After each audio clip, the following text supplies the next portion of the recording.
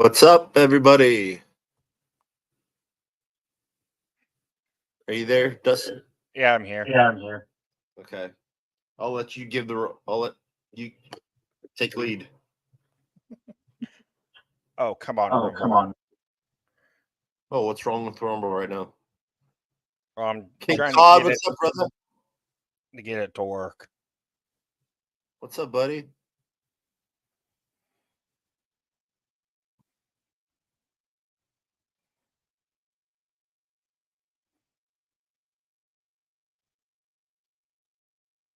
It says that you're live. Now on it Rumble? is. Yeah. Now it is. Yeah, okay, cool. Yeah. Hey, Stephanie, how are you? Paste this if anybody wants to jump up and have a discussion. Yeah, I pasted it on mine too. If people want to come up, if for people that are here, do you want to tell everybody what we're going to talk about?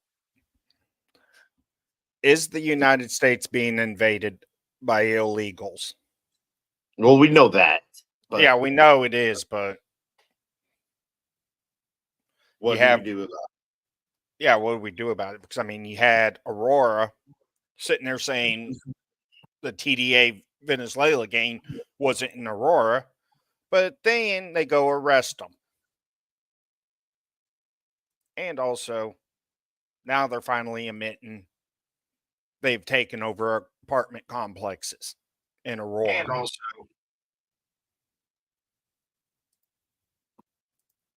And I mean, people are chewing Aurora PD Danny, Danny, what's up, brother? You should come up. So they arrest like 10 of them, which are probably already out of jail. This was on September 11th when the Aurora PD and the city released it. Okay, go back to where it shows the graffiti. There you go, right there. And they probably released them, right? And yet,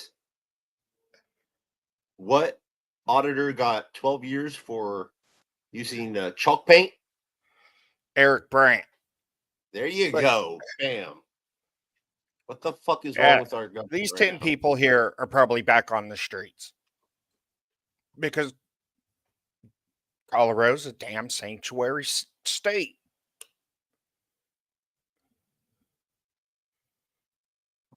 Oh, and we have we're going to talk some more a It's little about the debate and whether or not it was fixed on Harris's side. yeah, We have some things that we could show that and that's like Springfield, Ohio, Hey, right? Danny, Hello. how you Here, doing, I'm buddy? gonna Yeah, share a let me turn video. my camera off here. I'm Okay. There gonna we go. share. I'm I gonna got to share. put that icon up there that Indiana did for me. That way he can see that I do use it. Yeah, this was on Fox News, a 911 call of Haitians, right? All right, let's listen People to this. are calling the cops, reporting Haitians are eating their geese. I see a group of Haitian people. There was about 4 of them. They all had geese in their hands. Geese in their How many hands? geese did they have? They each had one. Now, the media For won't what? play that 911 call. These are the whole how Trump was saying Haitians are stealing geese and cats and dogs, Yeah. and how Springfield, Ohio's saying, "Oh, this ain't happening." There's a 911 call to the Springfield PD saying this is going on. Okay, I was watching a YouTube thing today, and I was trying to find it here real quick. The It's guy, so cool. Jay Cool, what's up, brother? Tyler something, went and did an interview in a neighborhood, and with the Haitian. Talking about Tyler Oliveira. Yep. Yeah, there's been at least half a dozen people that's been boots on the ground in Springfield, Ohio within the last week. Yeah, and he did. I mean, all this stuff is true. Now, in my area, which I live out in Boo-Foo nowhere, we're not seeing it out here, but when you're talking these inner city stuff, then that's where you're going to be more apt to see it. Yeah. Yeah. And it's like Oh, over dude. here, there was an Hey. Ecuadorian man who just stabbed his child 2 days ago. Yep. It goes farther than just that. The town just north of Springfield, the Haitians that are from Springfield are starting to move their way up into there. They're Oh, getting man. these. They're handing them driver's license without even having any experience whatsoever. They're not taking any driving tests, nothing. They're Oh. flipping their cars. They're wrecking into other people's vehicles. I just seen an article, I want to say yesterday, where there was an immigrant that caused a school bus to flip, injured 20 kids. Yep. Oh my gosh. And you know, the government's not going to put that stuff out there. Then, and with these, the major media is not going to put it out there. They're all on the government side of keeping things hidden that might be confrontational to what the government is doing. And what I'm saying, the government, the Biden Harris administration. Yeah. You know, before that, we didn't have this issue. We didn't have the abundance of illegals that are getting into this country as we do now. And, you know, I might be hard headed. And I've always said I'm not racist. I'm not prejudiced because I don't have to be. And this is the perfect point of why you don't have to be. You know, facts are facts. Yeah. I mean, I don't. Yeah. Okay. They want to come here through the port of entry, wait until they get properly vetted, which could take years. That's fine. But one's jumping the border, bringing all these kids over here. There's like 300,000, 400,000 kids now missing. Oh, don't forget. Don't That's forget, human you don't trafficking. even have to jump the border now. They're flying them in. Yeah. That's what happened in Ohio. Yeah. They flew every last one of them Haitians in. Yeah, which I don't understand how the federal government can do that. But 24 Marines, when the illegals started jumping the border, they helped them into the U.S. are now looking at human trafficking charges by the Department of Defense. Well, here's what happened in Allen County. It's been several years ago, and you can see how it's migrated into the businesses now. But the Catholic Church brought in a bunch of I can't remember what it was or what nationality they are, but brought them in, and one of the habits they had was spitting tobacco anywhere they wanted to. So it got to be a big stink, and the only reason why it got brought to light was because one of the grocery store owners put in a sign that they were no What's up, longer Joe? allowed in his store. What up, Joe? That's good, guys. Yeah, brother. I love talking about this subject, and I got to tell you, I disagree with most people and most of my friends. I'm arguing that here. I'm with some friends. Yeah. And I am absolute disagreement, at least what I've been hearing you guys say so far. It's my opinion that every incident is politicized, and we should not parrot it because it's already a fucking dangerous amounts of that bullshit where we got people hating entire groups of other people by parroting what's been politicized. Now, I could do the same thing, and God knows I don't feel this way, but the same tactic would be for me to go and flame a bunch of black people, and every crime that's committed by a white motherfucker, especially if it's particularly heinous or absurd, categorize all white people that way. But there was a white person that ate a dog, like all white people eat dogs. There was a white person that did this. The crime, white people are the main terrorists in the United States are right-wing white people. Why do we have to fucking call out that these people are Haitians or immigrants? What is the point we're trying to make? What else are you going to call them when that's what it is? When it's what it is, when it's to the Haitians that are doing it, what else do you call it? Haitians are doing what? Let's be specific. Okay, they're a full report, which Tyler did. A person a Haitian pulled up in a van, had multi number of cats in the van that he was going around and collecting out of the community. He was a Haitian. So what Right. else do you call him? You call him a black man?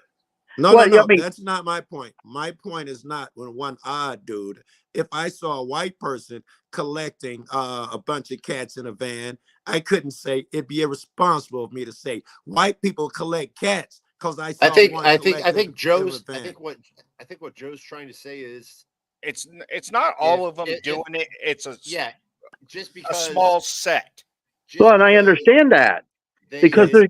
there's gonna be some that are not getting the money from the because government like they did, or it's already depleted. did it, that all of them are going to do it. That's what I'm saying. I would hate for anyone to say all white people, black people, Democrats, Republican. That's never the case. When people talk about all Muslims are evil and all that, most of them are just regular fucking people. Even the people in these countries that are getting bombed, they're just regular people. And it's the leadership doing all this crazy bullshit. They just want a regular day, treat their family nice and all of that shit. These are not, most of these people are regular people. The truth is that like Okay. let's say go ahead. Let's just say that the regular people with no driver's license eating people's pets. That puts us all in that category. That's true. I don't know what that means. If we're just talking about people who have no driver's license, eat pets and leave color off of it, okay, I'll give you that, but I'm not sure what point we're trying to make. The only time we bring this up if we're trying to demonize a group of people.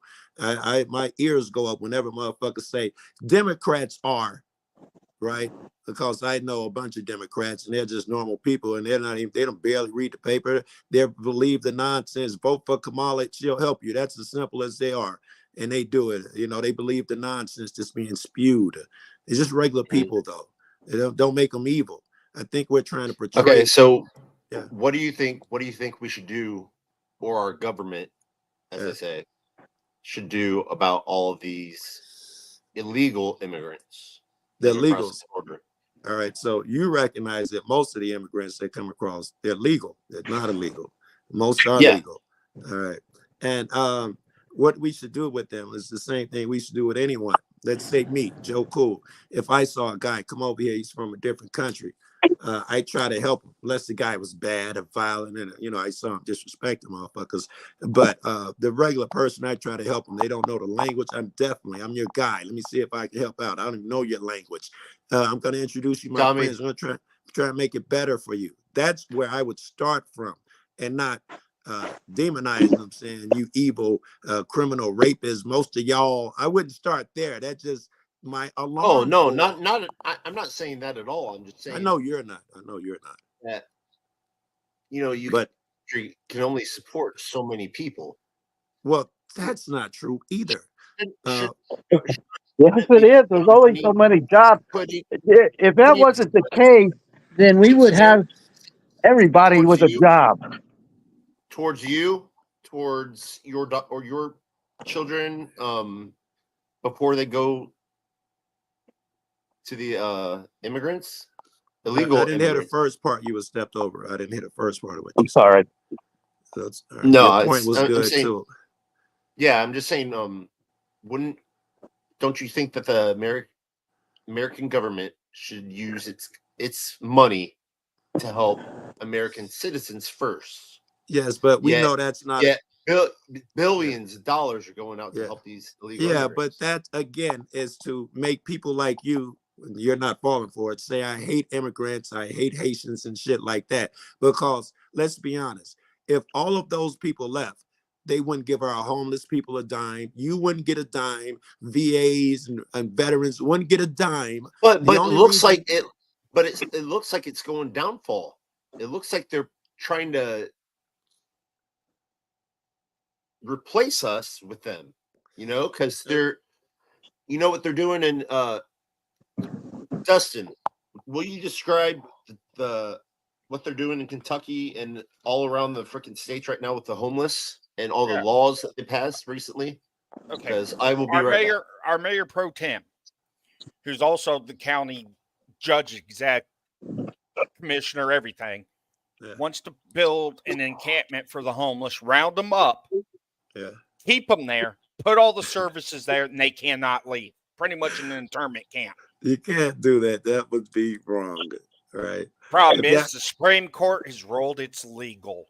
yeah, that sucks. Now you're, we saw what happened with the Japanese internment camps, and like you said, they are close to internment camps. This never goes good when you force your will on people, that type of shit.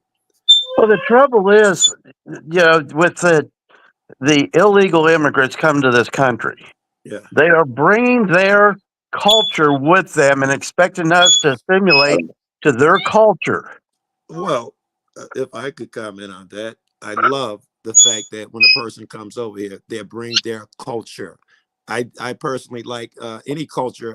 The best aspects of it, I would dig. I'm fine with people coming to America, and you should bring your culture. I don't have a problem with that, as you've spoken so far.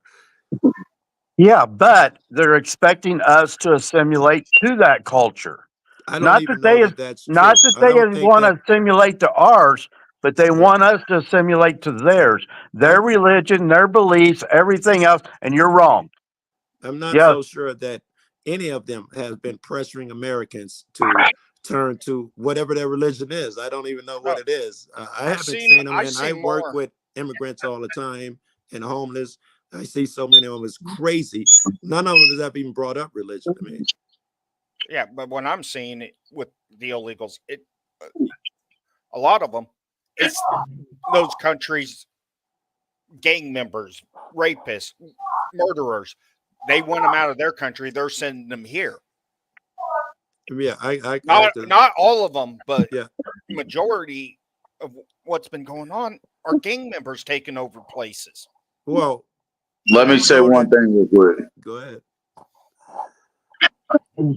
Just think to yourself this way: what would happen to you if you crossed over the border illegally into Mexico? Oh, I assume if I went into Hitler's to Germany and I was a Jew at that time, I would have been persecuted because other people do bad things. I don't think we should judge our policy. No. And I'm not, policy. and I'm not saying judge them people for that. Yeah, I mean, I'm saying the simple fact is, what would happen to you if you crossed over the southern border into Mexico illegally? I got no I'm idea. get I arrested. imagine since I'm American, I've been to Mexico. I've been in Mexico, and they just send me back because they're soft and they think Americans are so no. great. No, they're armed guards. They're armed military. They have sitting at that border. Yeah, Would snatch you up. They wouldn't deport you back.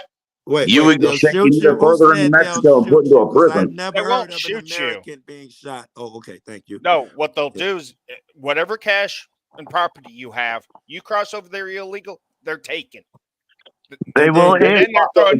incarcerate you. Wait, You will be in jail, and you will not even be able to talk to anybody because even though they arrested you at the border, they will take you to southern Mexico, where you can't even get close to any of your relatives or anything else. My uncle. Like this shit we do over here. We put motherfuckers in camps and do weird shit to people over here, separate them from their kids. I'm not sure what statement you're trying to make. Should we be as shitty as Mexico? Is that what you're trying to tell me? No. We should compare ourselves. We're saying that if you do go to Mexico, that you're going to be incarcerated. You're going to lose everything you have, all of your rights, and they are going to move you away from them. Yeah. Now, in the United States, you have a set of rules to go by. So if you don't go by those rules, yes, you may be incarcerated. You may be moved to, instead of being here in Fort Wayne, you may be down in Vincennes, in prison in Vincennes. And people may have to come and visit you there. You don't think that's that because of space. You don't think that some Americans go over there and they just illegally, when they're found partying or whatever they're doing, going down that river? I forget what Rio Grande, I think it goes into Mexico. You don't think that many of them are just sent back? I can save you the drama. Yes, they are. I watch YouTube videos about it. I got friends who do it. They turn around and send them back. They even tell them the best way to go and all of that shit. So they're not all being jailed and all this crazy stuff you're talking about. I'm not sure, again, if Mexico does something wrong, I could draw comparisons all day of shit that happens wrong to people who come over here. I'm not sure what point I make by saying that. It's like telling me, I don't know, that Americans are bad because the Hells Angels go into Mexico and blow some shit up, and it's an indictment of all Americans. Suddenly, it's not even No, an we indictment call of the all Hell Hells Angels. Angels. It's not even an indictment of all Hells Angels. It's just those people who did that horrible shit. Yeah, There will we're not still be talking. Hells Okay, Angels and okay, angels that are good people. we're not. I don't think we're talking about everybody like you are. We're not trying to make a. You clearly are not. I don't know about the rest of the guys. What's it called? I'm having a brain fart. Generalized. Like an umbrella of everyone in one No, group. like if I'm having a brain fart, but I'm not generalizing everybody into one category. I'm simply just stating my neighbors across the street from me, they're Haitian immigrants. They came here 7 years ago. They did it legitimately the right way. Very good. Yeah. They own a $450,000 home. They took what they was given and went to school. The wife, she's a registered nurse, makes good money. The husband Okay. started his own business. You I mean, said but something they're in that good people. statement. You said something in that statement that just caught my ear, and if everybody didn't hear it, then you're deaf. What they were given, the United States government gave them money. When I started working, I had to put my labor to get cash. I had to put labor to get cash now. Everything I do, I have to present something to get it. Nothing has been given to me at all. I've When had to you're- put into a fund to get it. My Social Security has been given to the government for them to give it to me and take it away from me. My house that I live in, I'm paying for it. But when it's completely paid for, do I own it? Hell no. The government will come back in and take it if I don't pay taxes on it. There's nothing in this country that has been given to me as a U.S. citizen. If I go down to Mexico, if I go overseas to Australia or any place else, they're not going to give me squat. Sound like you're angry that people are helping people. That's what it No, sounds like. it's not helping people. If I have a choice of helping somebody, that's my choice. For somebody to steal my money from me and give it to somebody else without me having any choice in it at all, that is theft and that is wrong. So you believe that taxes is theft and it is wrong and we should end taxes because your taxes are given to people you don't care for here in America. It's the thing. If it was given to somebody that is a U.S. citizen to help them, I have helped out homeless. I have bought meals for the military people. We're I not have talking done those about things with my voluntarily. choice. I'm talking about That your are my choice. taxes.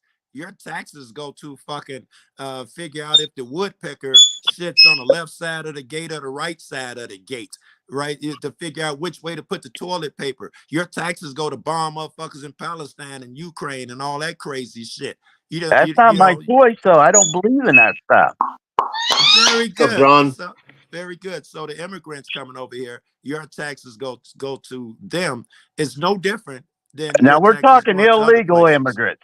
Illegal immigrants that are getting services that I have no choice for, and immigrants that come over here that expect us to give them something, and that's the reason why they're coming here. You're a fan I think of God, okay. Jesus, All right. bro. Everybody, calm down. I think we're talking about that. We're not trying to generalize them. We're trying to say that if Biden never opened the borders, all these gangs, all this violence that has been going on, plus all the money that has been offered to them, plus the fact that they don't have to pay taxes, the fact that they're giving homes that cost an American citizen hundreds of thousands of dollars. Yeah. I mean, it just. And you're mad at them? Why I don't understand. No. Why you're mad at some guy who goes somewhere to make a better living? Mad at the government too. Okay, that's not two. Period. If there's some homeless guy went over somewhere and they gave him a home and all of these things of which you speak, what type of guy would be mad and say he didn't give me none? He didn't give me nothing. That's not okay. Yeah, I'm just saying. I believe everybody needs a hands up, but I don't think you ought to be able to go to a country and expect that hands up, knowing that you're going to get it, in Springfield with what this Tyler was showing was there are up to 11 people living in one house. There's 7 people living in another house. What does that mean? That means every one of those adults in that house got money from the government to accumulate together to be able to live in that house and do what they do. They bought a car. They did all these things. They didn't spend a single dime of their own. And How do they you haven't think- spent a single dime of their how own. do you Now they're giving out driver's licenses, and according to Central Florida Police. Yeah. So I what's believe the them. first? I What's trust the them. first? So what I'm trying to say is the fact that they're giving those out without them even being tested. Just remember, I used to live in Ohio. I grew up in Ohio. I lived not even 45 minutes south of Springfield before I can moved smell here. Ohio from my I've front got yard. friends. I got friends that still live there and family that's still there. They tell me this stuff firsthand. I ain't got a problem with immigrants coming to this country. You know what I mean? And I ain't got a problem with helping somebody out. But when it's the bad that's coming in because it's not being vetted enough, that's just adding to it. Let me ask you something. Who commits more crimes at a higher rate? United States citizens or these immigrants of which you speak? Well, who are persecuted more than anybody I'm else? sorry. I'd like an answer to my question before you ask another Well, question. it's an answer to your question. Okay. I'm sorry then. Because who who is commits? persecuted in more in the United States? The American citizen, because American citizens here more. I mean, if we want to get down to it, and I'm not racist, and I'm not going to be, Joe, but the statistics prove that there are more black crimes happening, and I've seen it I'm not myself sure you answered my by question. I don't percentage. mind engaging you in other topics, but I'm not sure you answered my question. Who commit crimes at a higher rate, U.S. citizens or immigrants? In a percentage Because wise, we're talking about all these okay. evil fucks coming over here. Okay, in percentage wise, To answer that percentage question, wise, I would say the United States citizens, and the only reason why is because they're actually tracking our stuff versus being able to track the immigrants. Okay. well, and here's There's the no other thing. legitimate way. Percentage wise, and I'm not there saying are more U.S. I'm not citizens in saying this that's a country. bad thing, but they can't track the immigrants because the immigrants ain't got nothing to track. That's what you track. When the guy comes in, he doesn't have ID and he's from a foreign country, you put down that an immigrant committed the crime. So Illegal immigrant. Now, Well, the an illegal illegal immigrant doesn't have those papers. You call them legal or illegal immigrant. They commit crimes at less than half of the rate that Americans. The Okay. average one of them commits less than There half you the go. crime as the average American. So when So you talk the about all these illegal evil people, excuse me, I was almost done. When you talk about all these evil people coming in, that would include us as twice as evil because we commit twice as many crimes. Okay, the illegal immigrant that creates the crime that you say is half is less than the percentage of U.S. citizens in the United States. We're talking about per So capita. the percentage wise, they're calling them the multiple amount, just like the statistics are with the black crime. That's not how statistics work. They're not. That's absolutely how it works. Exactly what you said. No, the way they work is that out of 1,000, X amount of crimes are committed. It's what you would like per capita, or however you keep it to. If there's 100 immigrants, they only commit 10 crimes as opposed to 100 Americans commit 20. They're not just lumping them all in like you think they are. Okay, think about it. You just said it again. Yeah. You got 1,000 U.S. citizens. Right. Okay. You got 20 illegal immigrants creating crimes, and let's say got 10 of them creating crimes. And 1,000 citizens, because that's what the polls studies did. You take 1,000 U.S. citizens and 1,000 immigrants, and which ones commit the most crimes? 1,000 documented immigrants, not the illegal immigrants. Immigrants, period, is the study. That would be like saying that up in Michigan, when they had the riots up there, that they were created by what? And the uprising was created by what reason? So you take that percentage up there, and it really jumps really high. Let's change it just a little bit. Good. Let's not talk about generalization and all that shit. What I was going to say is, let's think about all the terrorists Yeah. that our government let into this country that we can't Let's even talk find about right that. now. Very good. Let's talk about that. How many illegal immigrants have done terrorist acts? All of them. Let's see. There was 8 of them that came in that were ISIS that were arrested 6 months ago. No, that wasn't my question. My question was, how many have committed terrorist acts? Since, I mean, you guys are saying they're coming over here by the millions, apparently. How many of them have committed terrorist acts?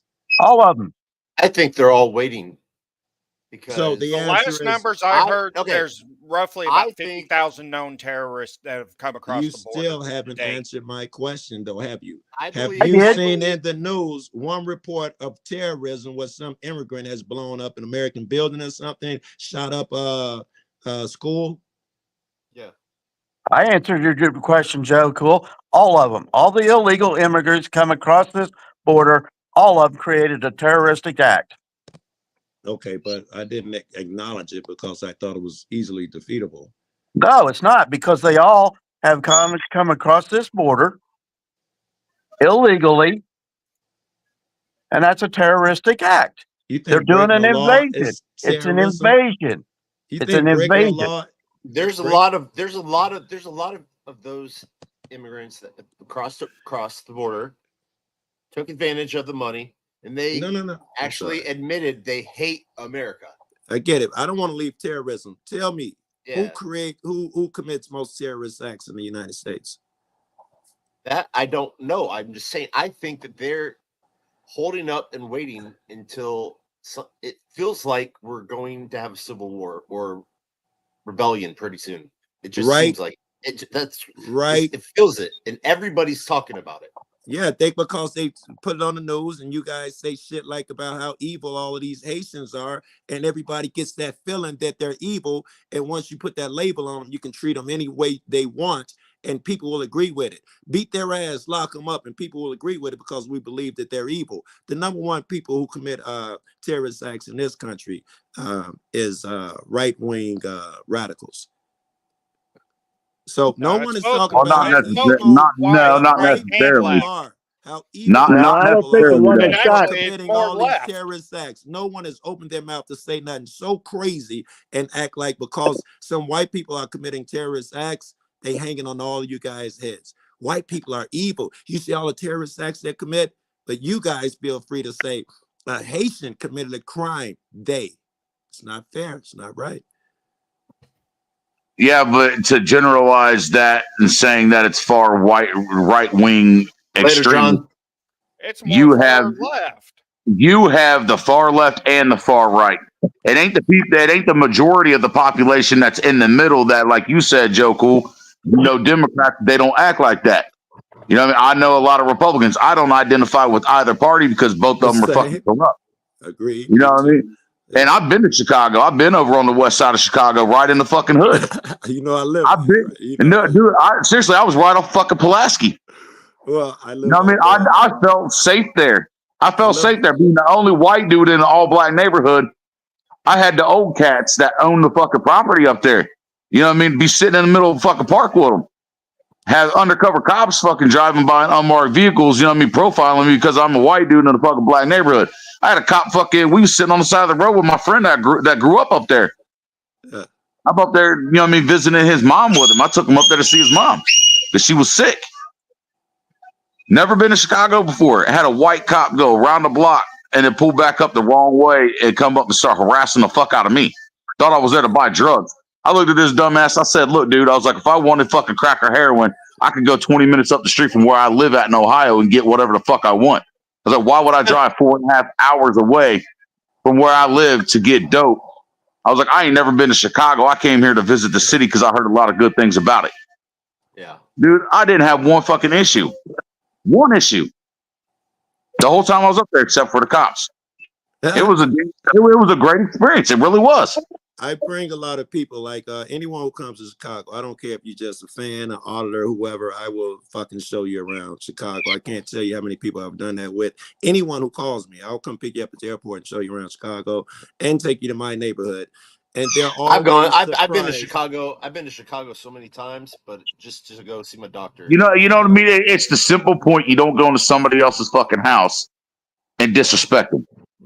I would You're agree going with into that, somebody else's. You're going into somebody else's house, which is their neighborhood. They were born and raised in. They dealt with all that fucking hatred from the police and the government there.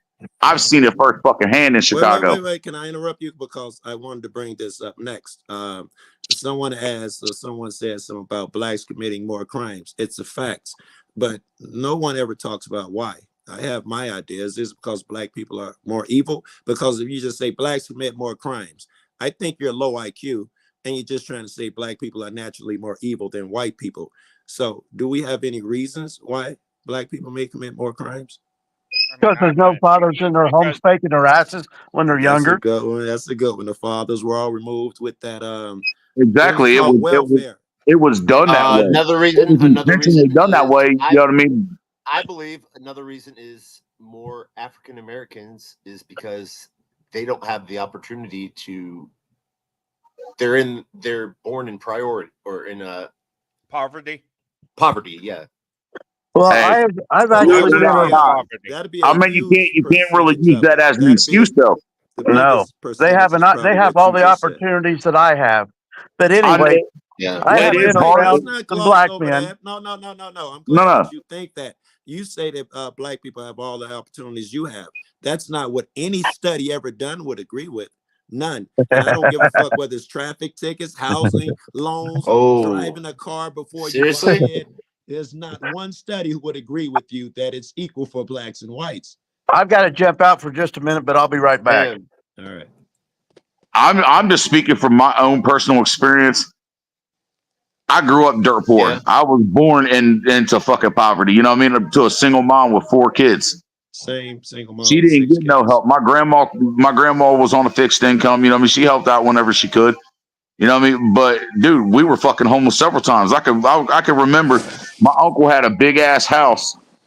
Wouldn't take me and my mom and us kids into his house, but yeah, we had to sleep in a fucking tent in his side yard. Isn't that interesting? Bro? And Didn't have access to the fucking shower. Didn't have access to a toilet. None of that shit.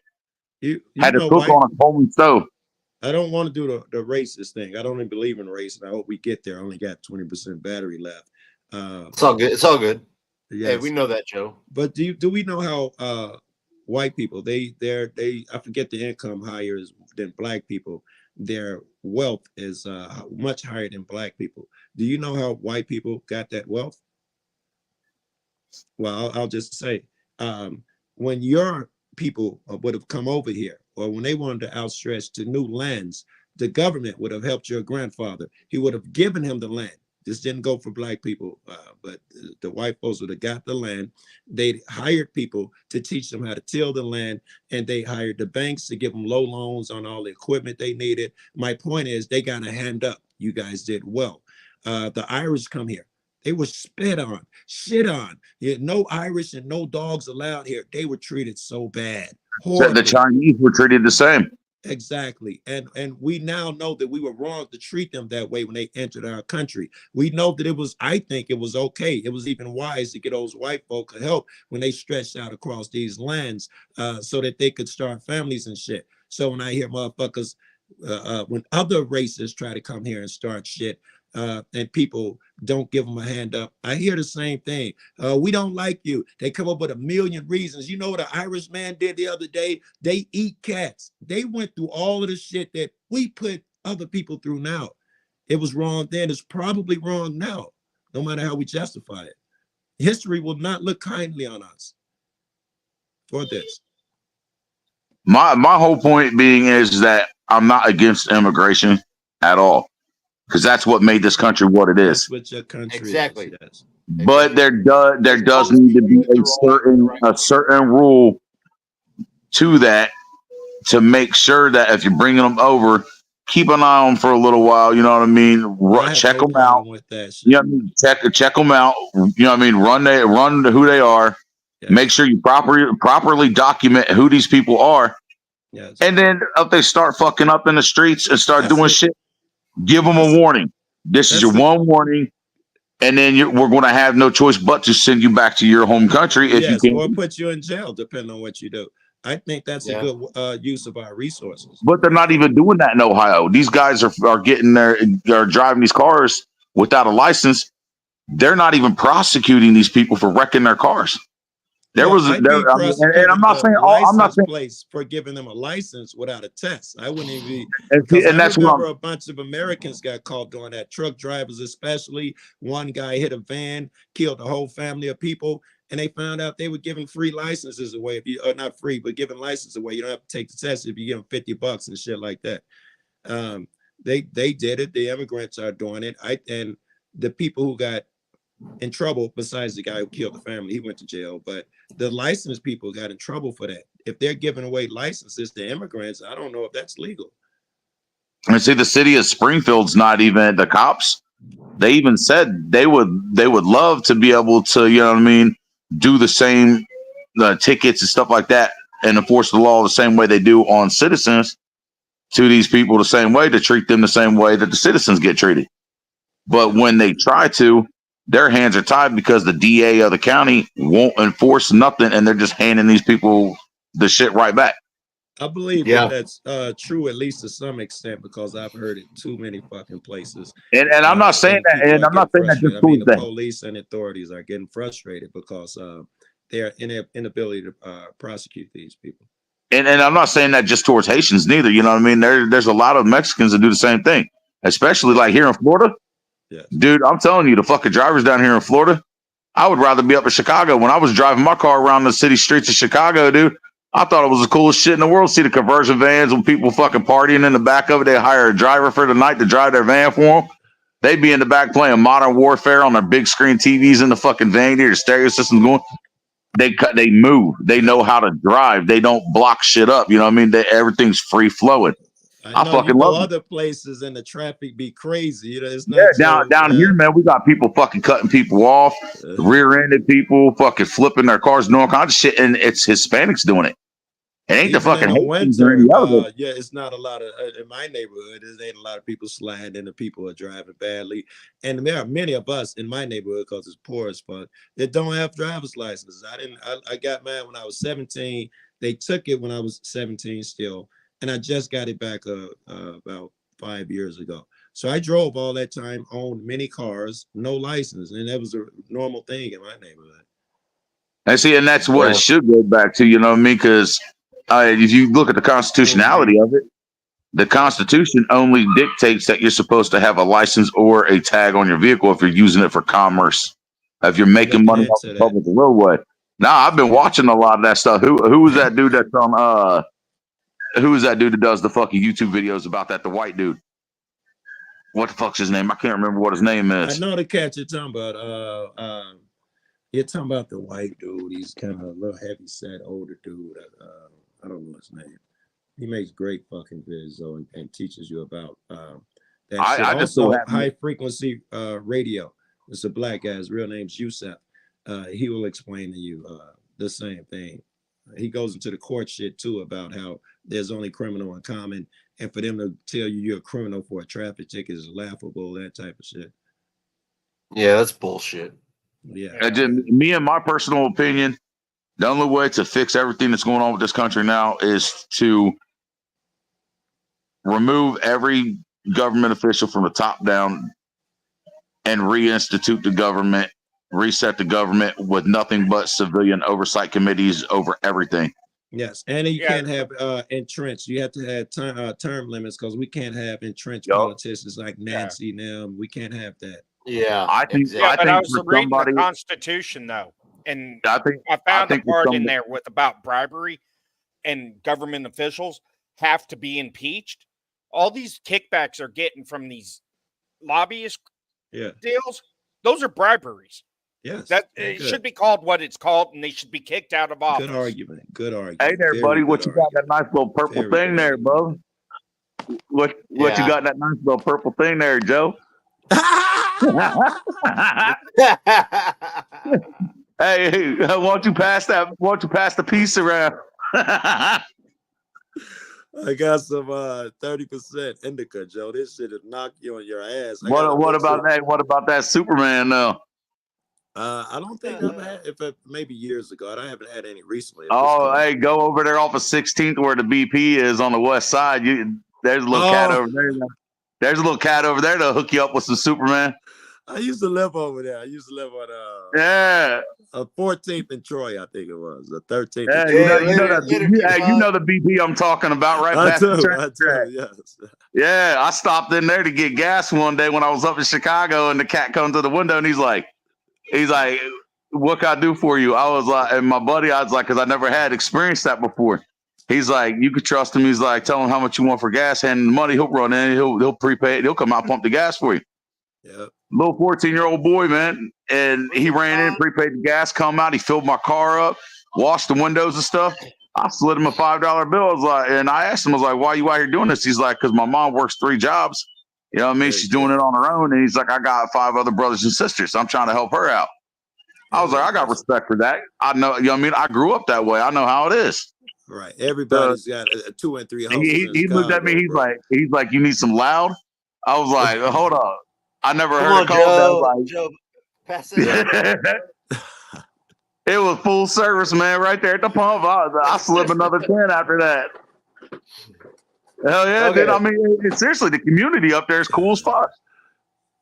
That's what we doing over here. All right, hey, I have a question for you guys. Who thinks that the debate was hoaxed? Oh, good one. Good question, right? And here we go. I will show you some things. Ooh, that's frosty. Right, man. Let's sit down there white and red. Yeah. That's almost too pretty. That's that 30%. All right. Let me know. Can you see those earrings that she's wearing? Yup. Yes. Yeah. Here we go. If you thought earrings were merely a fashion statement, think again. Nova's H1 audio earrings is the world's first wireless earphones made with real pearls. Unlike conventional earrings, these earrings are placed on the earlobes and project the sound from inside the pearl straight into your ear canal. This directional sound technology can avoid sound leakage and keep conversations and music private and secure. Like, I don't fuck with you. You little stupid ass bitch, I ain't fucking with you. If you thought earrings were merely a fashion statement, Oh yeah, Oh, she man. was getting. They were talking in her ear, telling her what to say. I Yeah. appreciate that you showed that because that debate was really rigged, right? It was crazy. Yeah, it was crazy, and they were letting her talk more than him. It was Oh, 3 because that was versus ABC 1. and Disney for you. It was Yeah, 3 but you versus also- They never fact checked her. They had all Yes. fact checked Trump. They jumped Trump like he owed them money, right? Yeah, but you got to be careful with the Trump train, too, because he's just as guilty as they are, man. Trump's a banned horrible dude. Yes. He banned bump stocks when he was in office. He already admitted he supports red flag laws. Yeah, Fuck take the the guns process. first. We'll figure it out. Dude, in court he later. already made the comment. He gets back in the fucking office, and that'll be the last election that'll ever happen. I heard Yeah. that too. Yes, you I don't have don't- to I worry don't about like- it. Neither I don't one like of them is either not one good of for them. this country. We need a Fuck no, they're dictator. not. He says No, what- he did wants he say all that the authority if- in the presidential hands to rule everything. Did he say that was the last election or ever happened? Or is that the last illegal election that'll ever happen? Last wait, election he that'll didn't ever happen, specify it. period. Yes, yes, The word that came out of his mouth was last election that'll happen, period. yeah. And then, Go like, over to here's the deal. Here's the deal, laid all that shit out. The actual Yeah. actual recorded stuff. I believe you, Cape Cod. You know, either way, I believe we're fucked. yeah, we're fucked either way. We're But fucked either way. Here's But why. you have. Here's why. Oh, hey, here I got something else to show you. Hold Here. on, let me say Yeah, this you real hold quick. go. You go. Okay, go ahead. You have Harris sitting there saying, "Oh, I'm going to go back to Congress and make a law that you can have abortions." There's nothing the federal government can do since the Supreme Court overturned Roe versus Wade and gave it back to the To states. the states. She would have to make a constitutional amendment with Congress. They would have to pass it. Then 2/3 of the United States would have to agree. Well, What here's about the deal with executive that, order? though. What Here's about the deal executive with order? That's how presidents move around nowadays. Exactly, Everything Sean. Obama did, Trump, Biden, it's all by executive order so they can bypass Congress now. Bush did that shit. Bush did that shit back in the early 2000s. the only thing that happened when Roe v. Wade was turned down was that the United States government itself is no longer involved with abortion.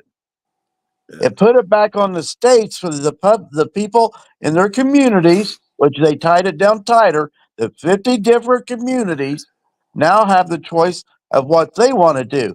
They could tie it down even deeper, and the states could say, hey, we're not going to get involved with this shit either. Take it back to your neighborhood. Okay, Danny. But I want to go back to what we were talking about and how our government is fucked either way. But now I want you guys to watch this.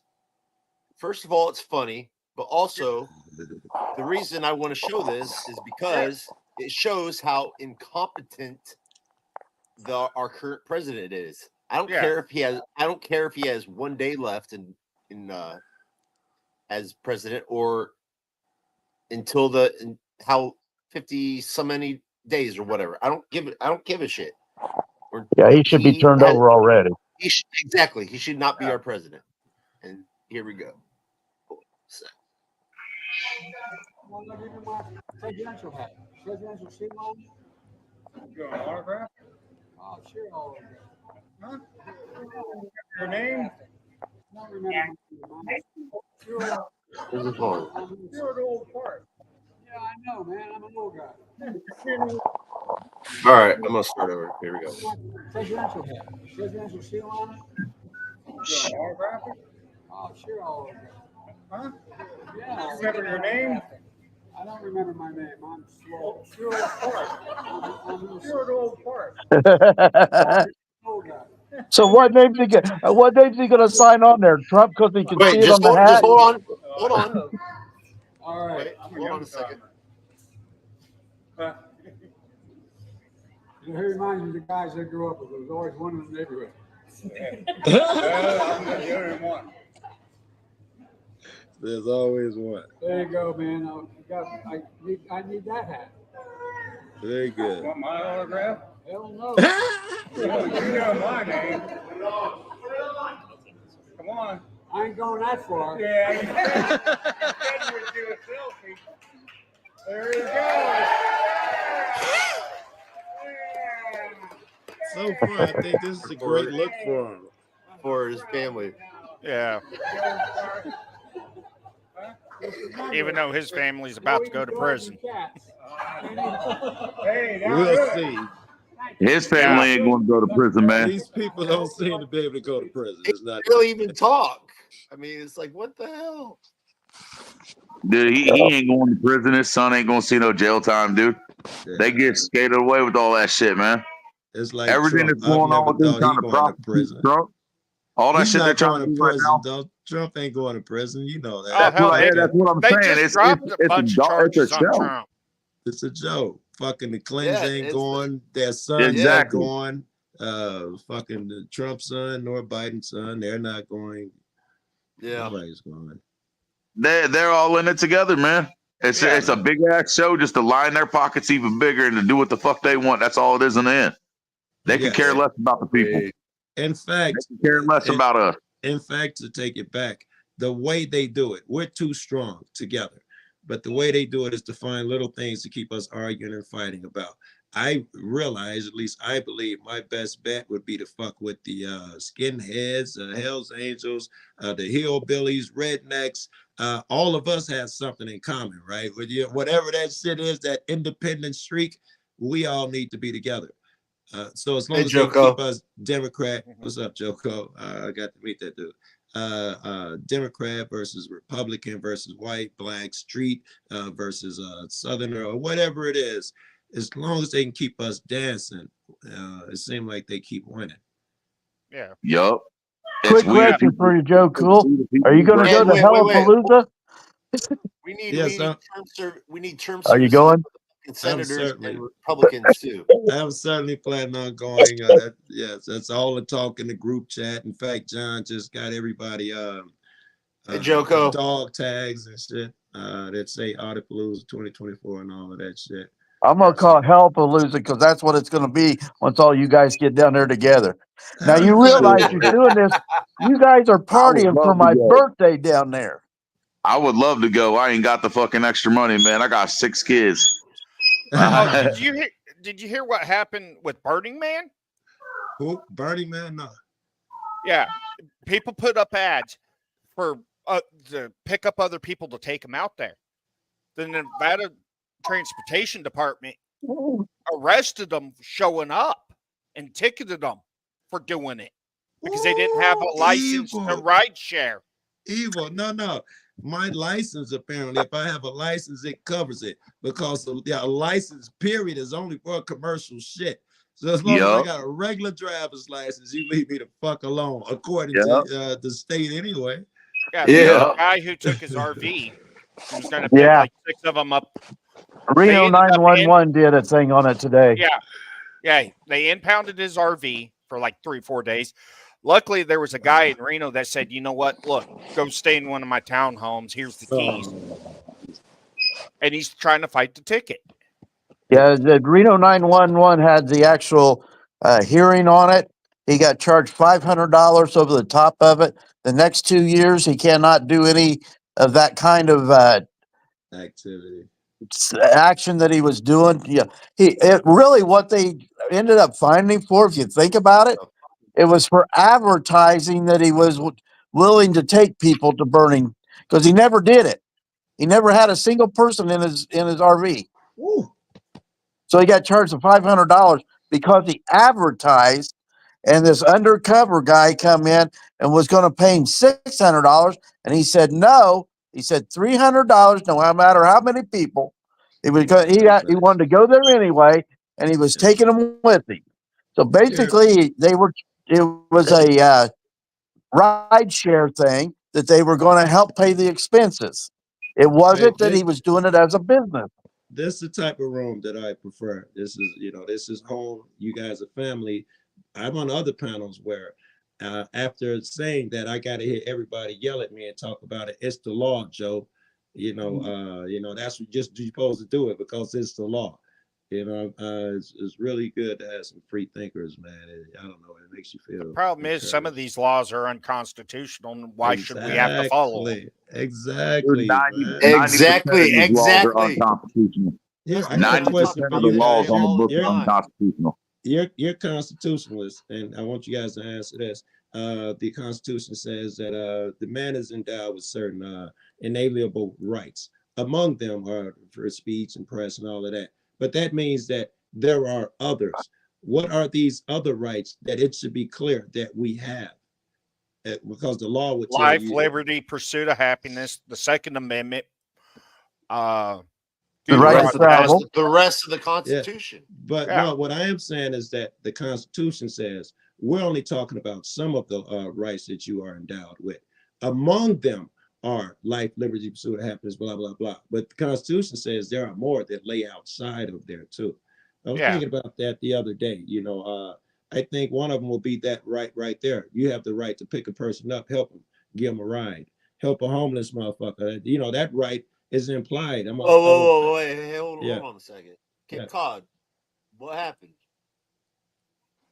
I didn't hear about that. Oh, okay. If you haven't had an AR in the state of Massachusetts before 2016 and like extended magazines, you can no longer have them. Oh, so it's just for the AA40, AR-15, a bunch of handguns, magazines, certain ammo, and like if you're a hunter and you go up there, you cannot. You're going to end up having to buy a rifle there to have it registered there. Damn.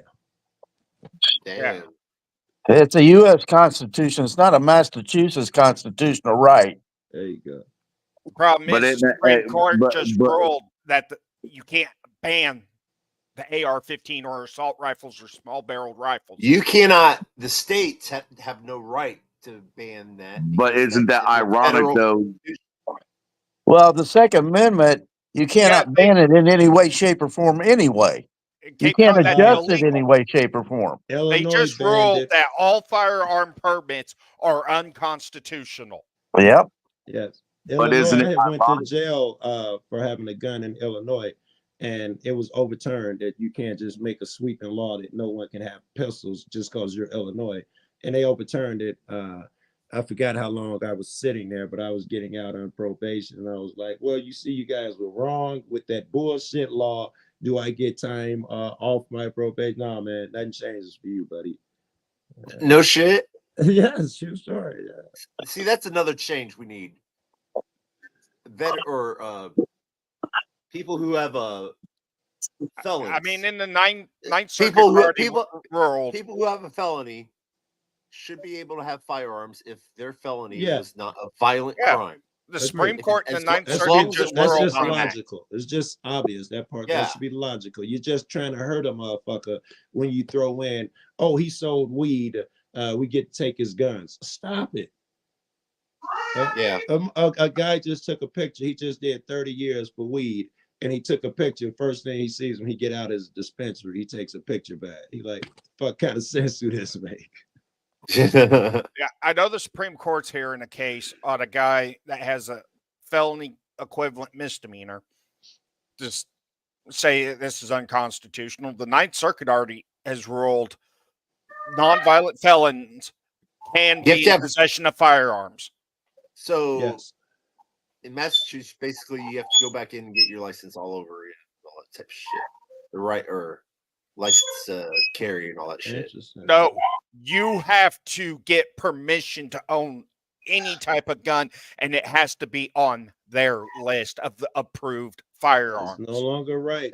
You got to get permission. Just saying. But isn't that ironic though? Out of all the fucking places and states in the United States that's doing that shit is where the birth of this country started. Yes, that is interesting. I thought the birth of the country started in Pennsylvania, not Massachusetts. No, it all predated the It all predated the Declaration of Independence in Michigan and up in Massachusetts. Yeah, Boston. That's where the Boston Tea Party happened. That's where the first shot that was heard around the world happened. Yeah, that's where Paul Revere's ride happened. Yeah, Paul Revere said. Yeah, I forgot about Boston. You see what I'm saying? Massachusetts is honestly the birthplace of the United States. That's where all the major stuff happened. And then you got that state that's violating people's rights just as hard, if not harder, than everywhere else. What happened to them people that were so proud to go and fight their government over a 2% tax increase on a commodity of tea, that was willing to pick up a gun and say, fuck you, enough's enough? Because the Democratic and Republican parties have pushed the Libertarian, the Constitutional Party, and the Tea Party pretty much out of government. Yup. That's how you know they're working together. They couldn't have did it accidentally. That's how you know they're working together. Yeah. I couldn't have said it better myself, Joe. That's another reason why they make laws, and when they make those laws, they pick a whole shitload of laws and put them all together, you know? Yes. Yeah, like they put small ones our homeless bill, right? They tried it independently. It failed to criminalize them. So they threw it all in together with 3-strike law, changing a bunch of laws. They threw it in there and it passed. Yes. And they'll do it at the 11th hour, do 9,000-page bill where no one can fucking read it before tomorrow or the next day when they got to vote on it. Yep. Congress is good for that shit. Yeah. And that should be illegal. Okay, if the bill Clearly, cannot you stand can't vote on alone. shit if you ain't read it. That should be a law. That should be mandatory to have to read it. Yeah. It should be finished. But it should also be individual bills, period. Yep. If it doesn't pass, it doesn't pass. It cannot be thrown into another bill. Yep. Well, that's what's happening in these small towns, that it starts out even there. Because I'm videoing a small town, and they'll call her up an ordinance number, which nobody knows what that ordinance number means or what it said or anything else, and they'll vote on it. And nobody knows what the ordinance is. So, it's starting at the very bottom and working its way up. Yeah. Yeah, I hear what you're saying. That's like one of our Oh mayors, shit! our I'm mayor at right now. 3% battery. I'm finna bail off here. My shit finna All right. die, man. All right. All right, later, Joe. Peace out, man. Take her easy, Joe. Yeah. Yeah. No, that's like our mayor here. Some kids did an article with him. Why did you become mayor? Oh, I'm bored. And now he's wanting re-election? No. He does not need to be re-elected. If he only got into being mayor because he was bored, go find something to do. Get the hell out of government. Yep. Shit. All right. right. Well, in Indiana, we've got and the Indiana auditor needs to know this. We got a guy running as an independent. His name is Donald Rainwater. He's already been working for the last 4 years on trying to putting together a tax relief plan for income tax or property tax. He's been doing it for the last 4 years, and he's running. And it is showing that we need to back him because of all everything he's done. I mean, he's not even had any trouble or anything doing as far as governor, and he's been working on it since he ran the first time. And these guys are just now coming up with, we got a real estate tax plan going on. Well, he's the one that had it first. Exactly, Sean. But the trouble is anymore, and I don't know if I don't know if Indiana watches him or not. The Political Spotlight with Christopher Bilbrey. He's out of Muncie area, and he does all the surrounding areas as far as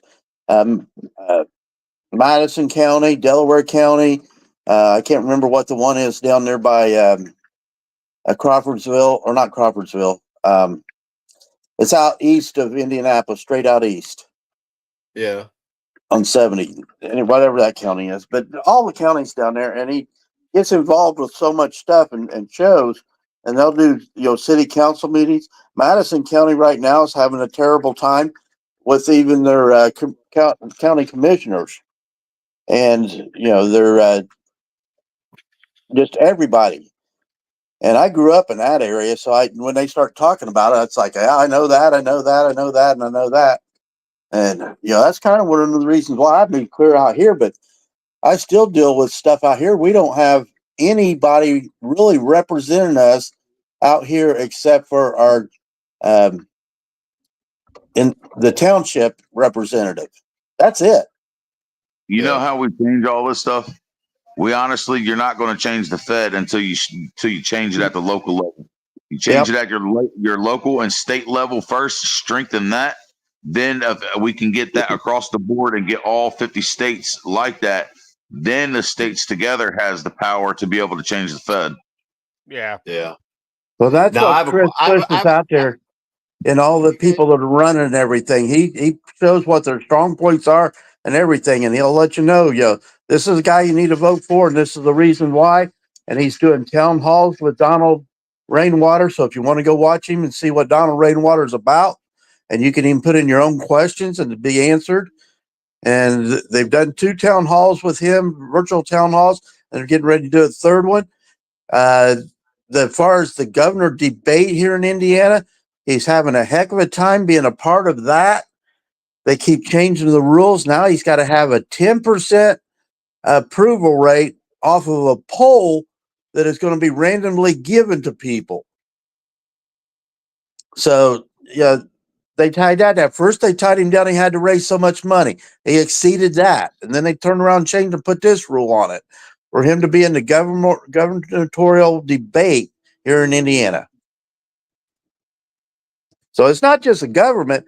It's all these other organizations that are tied into it. Yeah. And see, that's another thing I agree with is like, KS said it. You gotta be able to take out all these external influences and all these people that are throwing money, these private organizations and private companies that are throwing money and getting their hands involved in with the elected officials. Stop that. put laws in place that criminalize that. There's already a law. It's in Article 1 of the Constitution when you go impeach the president, but you can also impeach government officials for treason, bribery. We just need the DOJ to sit there and say, no, what they're doing is bribery. We don't care they're putting it in your campaign fund. We know it's to influence this bill. Yeah, but who controls the DOJ? The president. Yep. You know, it's not, the DOJ is not a separate organization amongst itself. It's supposed to be. It's not, though. It's supposed to be under the judicial branch of the government outside the influence of the president. Yeah, but the president's the one who selects the leader of the DOJ. You know, we don't vote for him. We don't get no choice. We should. The word should is a big word. I think we need to get a convention of the states to change the Constitution. Get Congress to listen. Look, we're changing shit and we're adding amendments. Well, here's what I would like to see. And I said this when found out that Trump was running, before Trump was running. I was sitting in a truck stop with a bunch of other truck drivers. And I said, I'll run for president. Here's my campaign. I'm going to do the best job I can do it. And I can't do it without you. I've got skeletons in my closet if you want to find them. And I'm going to let you know everything that is going on. And that's just exactly what Rainwater's doing. He's going to let us know what's going on. He's going to take and do the best job he can do. And he has no corporate backing.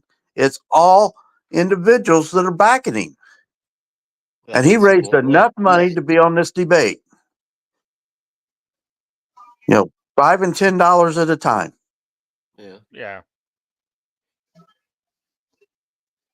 So with two other people on here, so I was talking to Dustin earlier. What, in your guys' opinion, what the hell happened in New York? The mafia. The mafia moved. You think it's the mafia? Why the chief of the police resigned? The commissioner. Oh no, I'm talking about the way that New York. The reason why it is the way it is. The mafia just got smart and they moved into the government. Well, the mafia got smart and started running businesses, legal businesses. But they also moved into the government. That's the reason why New York's the way it is. Well, I'm asking, why do you guys think that the mayor went out there and said that the commissioner resigned just out of the blue? I know wasn't he getting prosecuted also? He's being investigated for corruption by the feds. For what, though? Well, think, it's New York. What not? Yeah. Money, civil rights, but they put a retired federal agent as the commissioner now. Well, I don't know that that's any better. It's the same federal agent that investigated the 93 bombing at the World Trade Centers. And we still don't have an answer on that?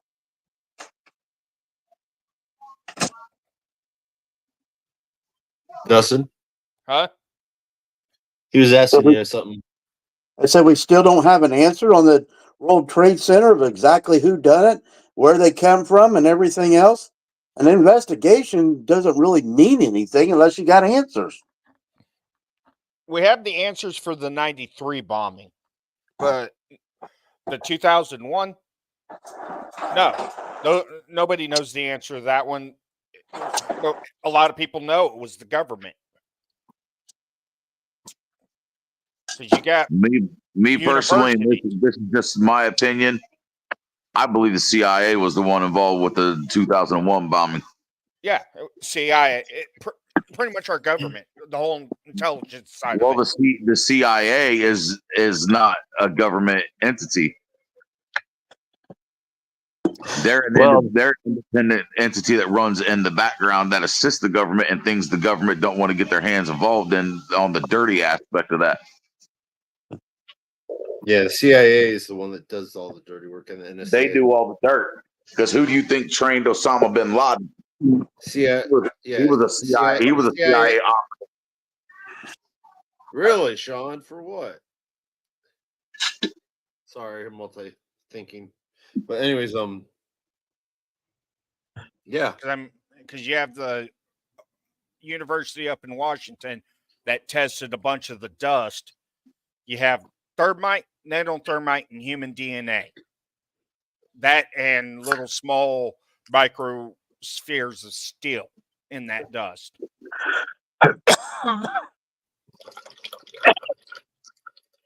I mean, like, who put the bomb next to the DNC? They still haven't figured out who that guy is yet. That's BS. Did what? The bomb that was placed next to the DNC that never went off. Oh, damn. I didn't know that happened. Well, the Harris was in the building. Yeah, because I know they just caught somebody coming in from Canada that was getting ready to, some Hamas terrorist dude coming in from Canada to blow up a bunch of synagogues in New York. Well, what we're getting around here now, there's a bunch of Buddhist churches coming up. And I just heard that over in a little town called Maples, and it may be Monroeville address, that they're got the plans to put this thing together, and it'll have a big gold dome on it. Really? Yep. Hey, there's nothing wrong with Buddha. Buddha's always brought me good luck. Well, the thing about Buddha, and I laugh when I talk to people about it. They say, well, Buddha climbed up the mountain and seen that there was no flaming tree. Well, I guessed what? I weighed 250 pounds. Buddha was probably what? A good 350? I'll tell you what, my ass can't climb up a mountain. And I doubt if Buddha climbed up a mountain to see there wasn't no burning tree. That mountain would have been flat. Yep. I'm sorry, but I'm 275 fucking pounds, dude. Yeah. Getting halfway up that damn mountain, I would even be winded. Yeah. So you look at this bigger fat guy, and that they're, and I'm not, don't get me wrong. Go follow any God you want to follow. I'm not going to begrudge you that. But when that statement was said to me, I'm like, really? Come up with a better reason why you are following this particular religion. Yeah. Don't tell me because some fat guy climbed a mountain.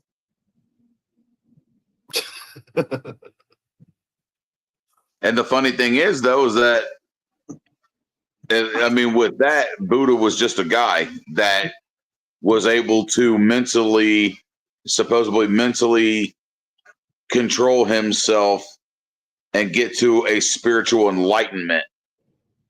He wasn't claimed to be a god or a deity or anything like that coming into the world.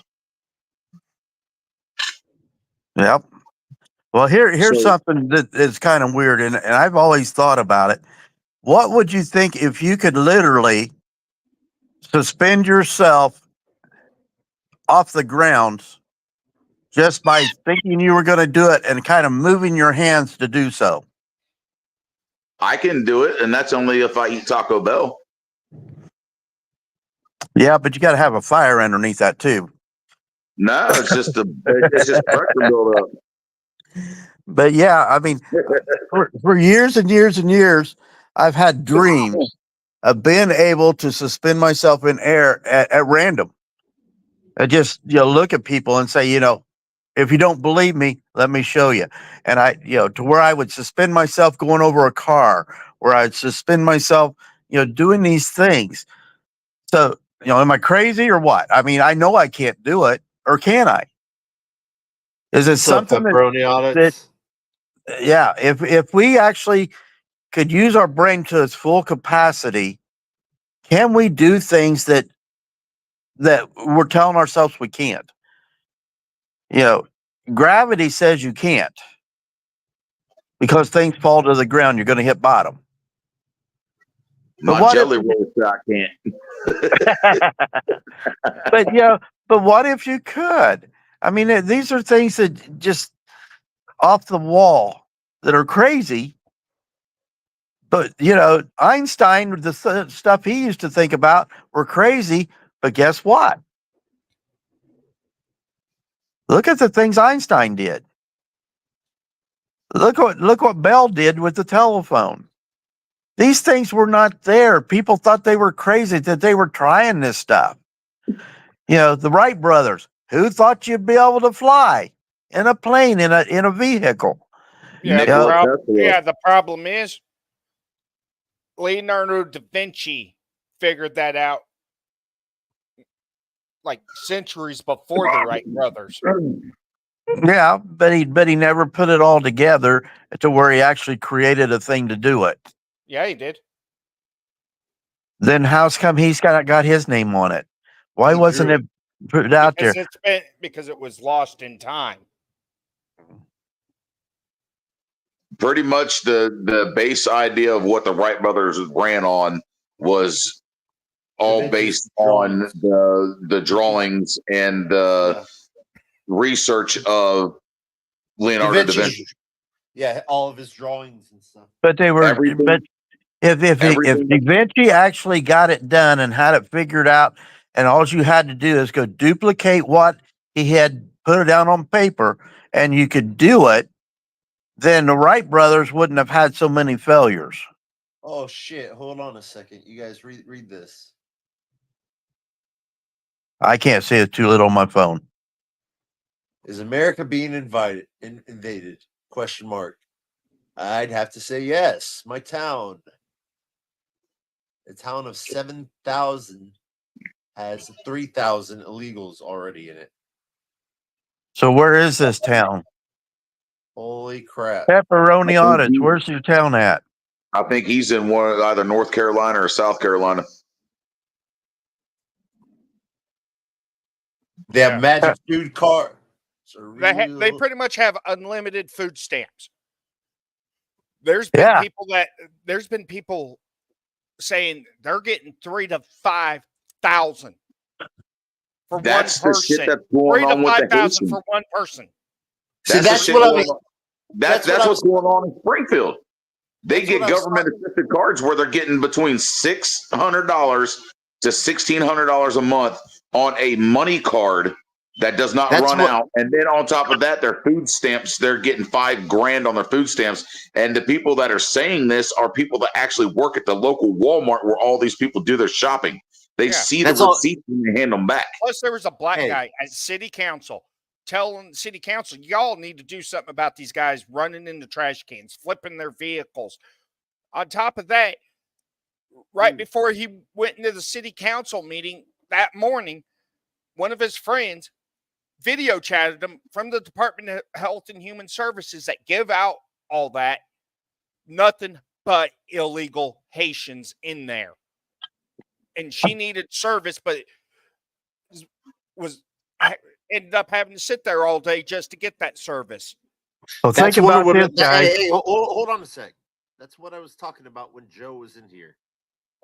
One of the things that they were giving them money. Now they have endless food stamps. Yeah.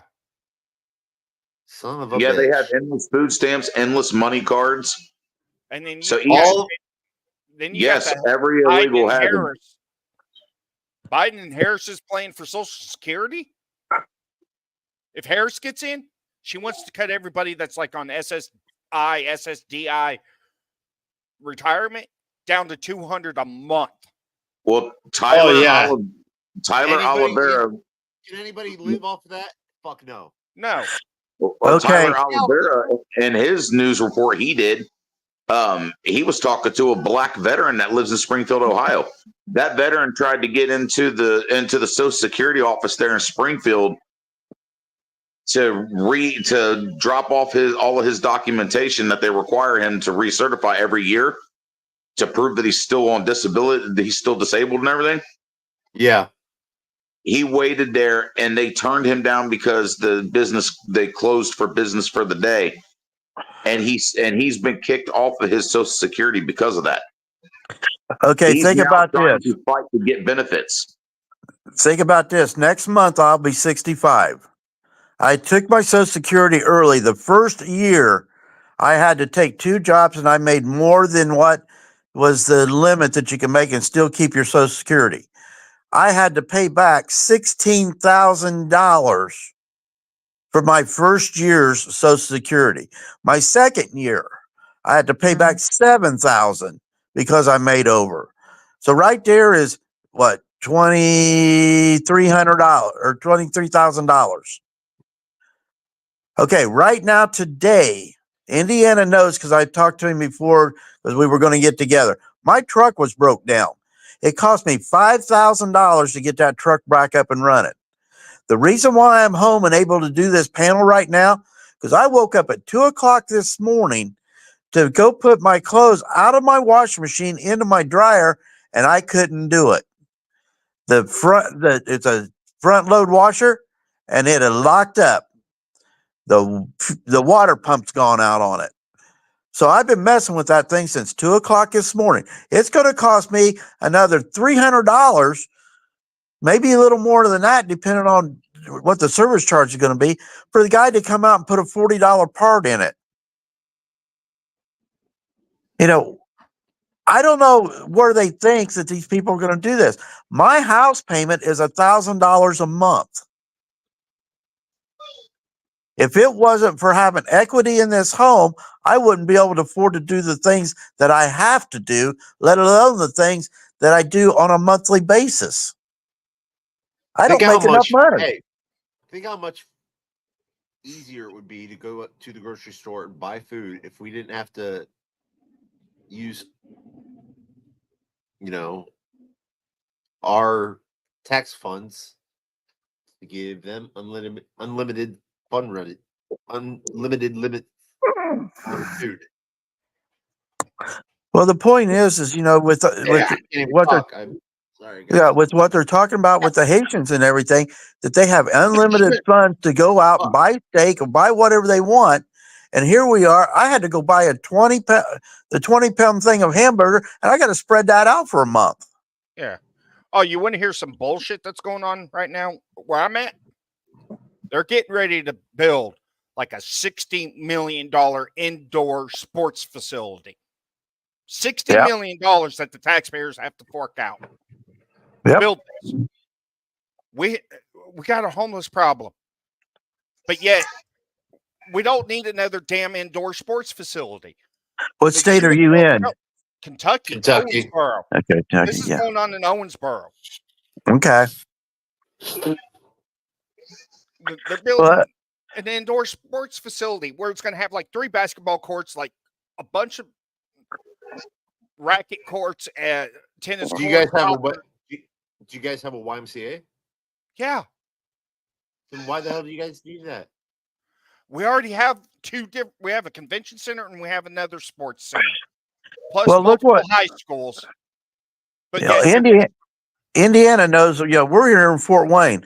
They closed down the baseball stadium, which was owned by the county. It was out at the Coliseum. They closed it down, they said, because of too much repairs. They go downtown, tear down a bunch of buildings, put in a ball diamond, put in some condos, attach them to a bunch of restaurants and stuff, businesses, and all that money came out of the county's money.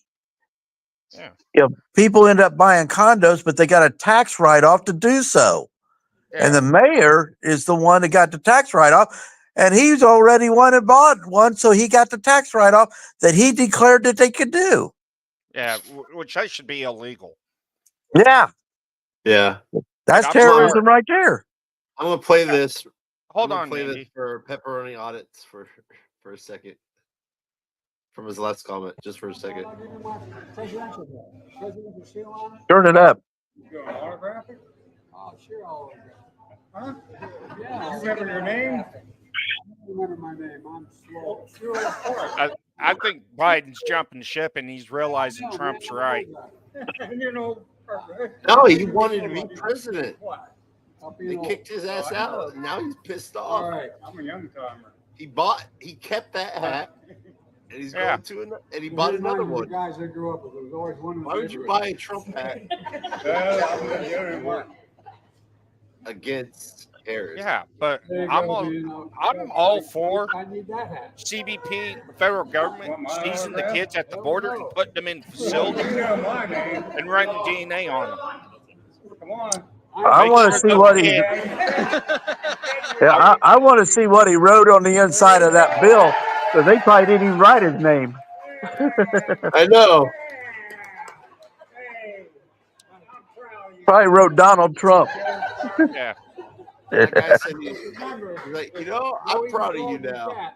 Because it's like, how many of these kids that are coming over here with these illegals are being human trafficked, sex trafficked into our country?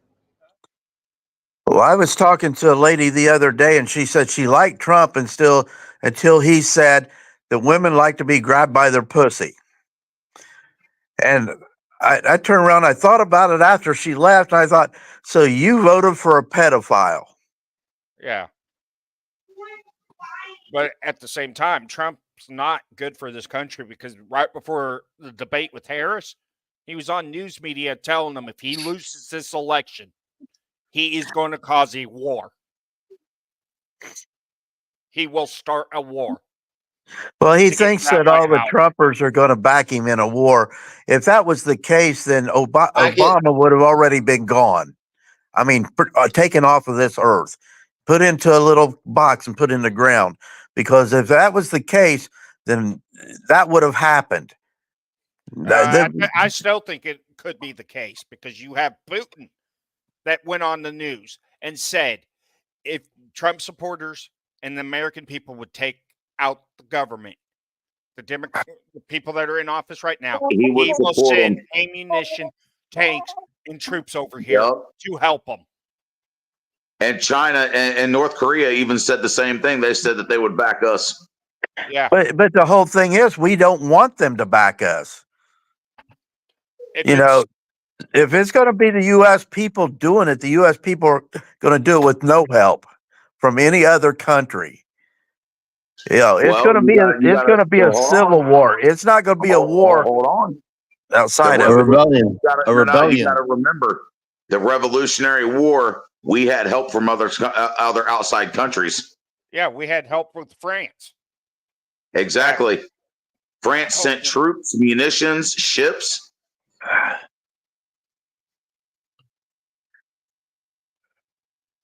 Yep. Yeah, but we're armed enough. I mean, just in what I have alone is more than what I can shoot at one time. You mean allegedly? Allegedly. Yeah, but that word doesn't mean anything anymore. It's been used so much.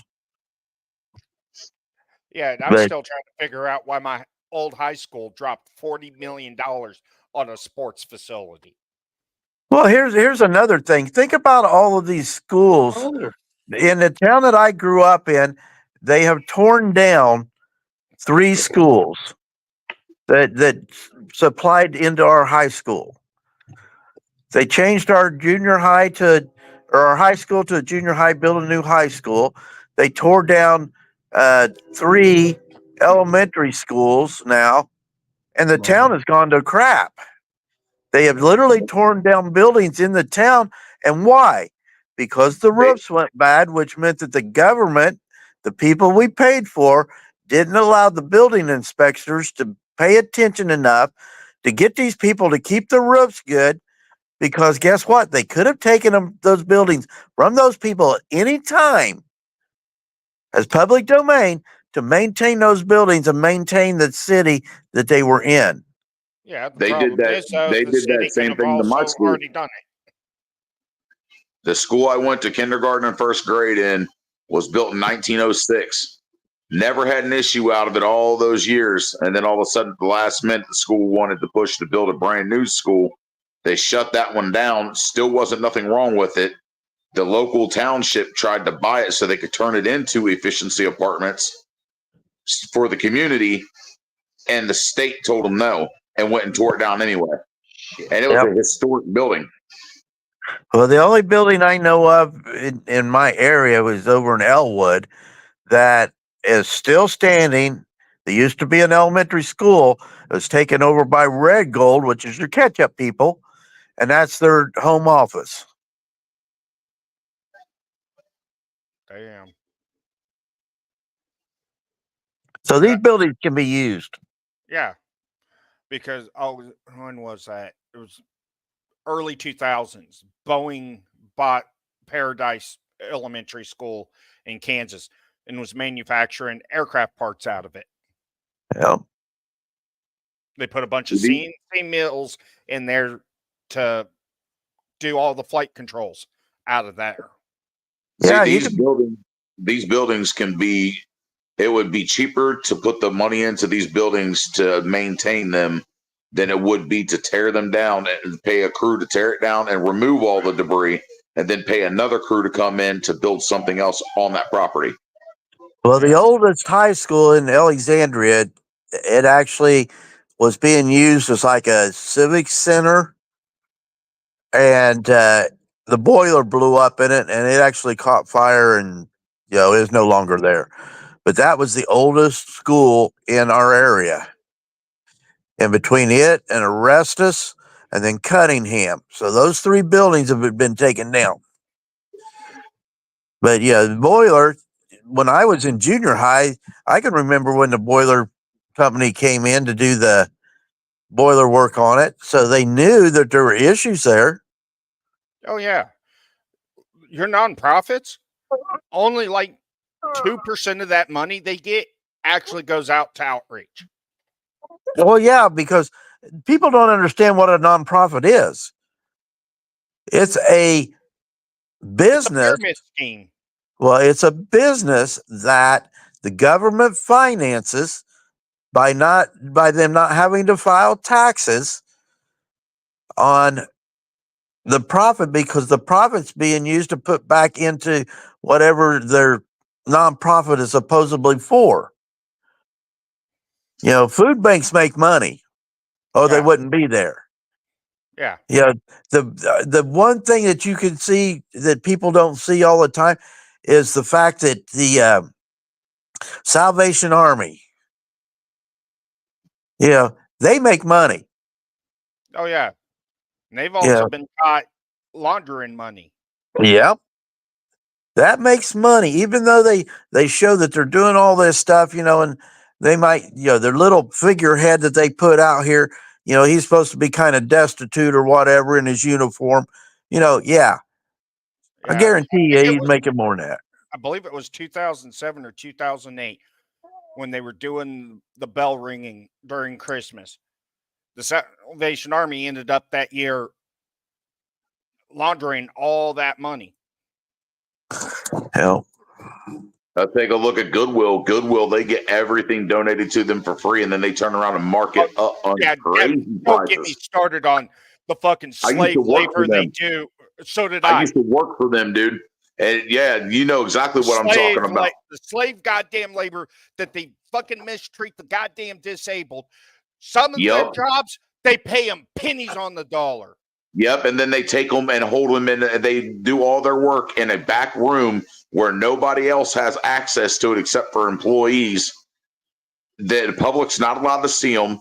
They're not allowed to come out onto the floor and do anything on the floor. They're stuck in the back room, and they're taken out a back door and transported. Yeah. And you have multi-million-dollar corporations sitting there, sending their materials there. Hey, Goodwill downtown Fort Wayne, you can actually see the workers coming out of the building. It's a big building downtown Fort Wayne. And they're not a single one of them, are in nice clothes or anything. They got clothes on, but it's pretty ragged. Yeah, the one I worked at was in Loveland, Ohio. It's the northeastern part of Hamilton County. Yeah.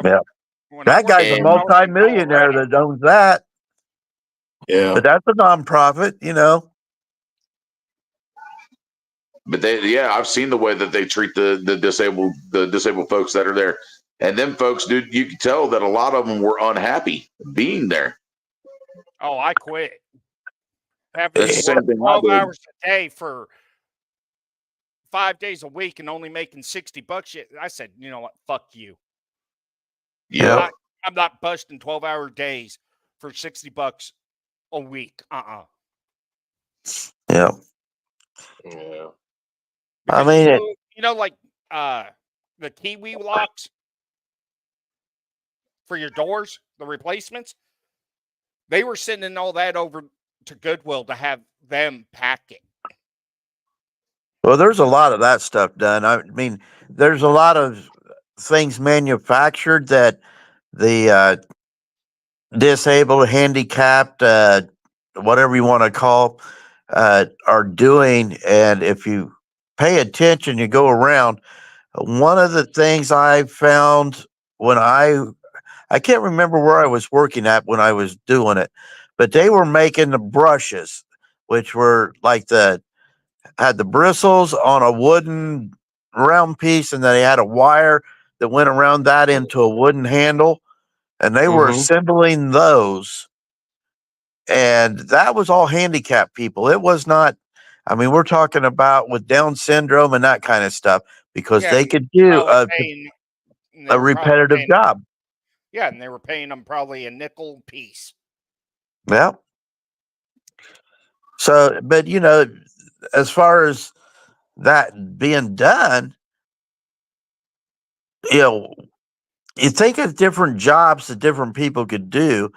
That was a good job for them, because otherwise they wouldn't really have a job. You couldn't just go out and do anything. Some restaurants will hire kids with Down syndrome to clean up the table.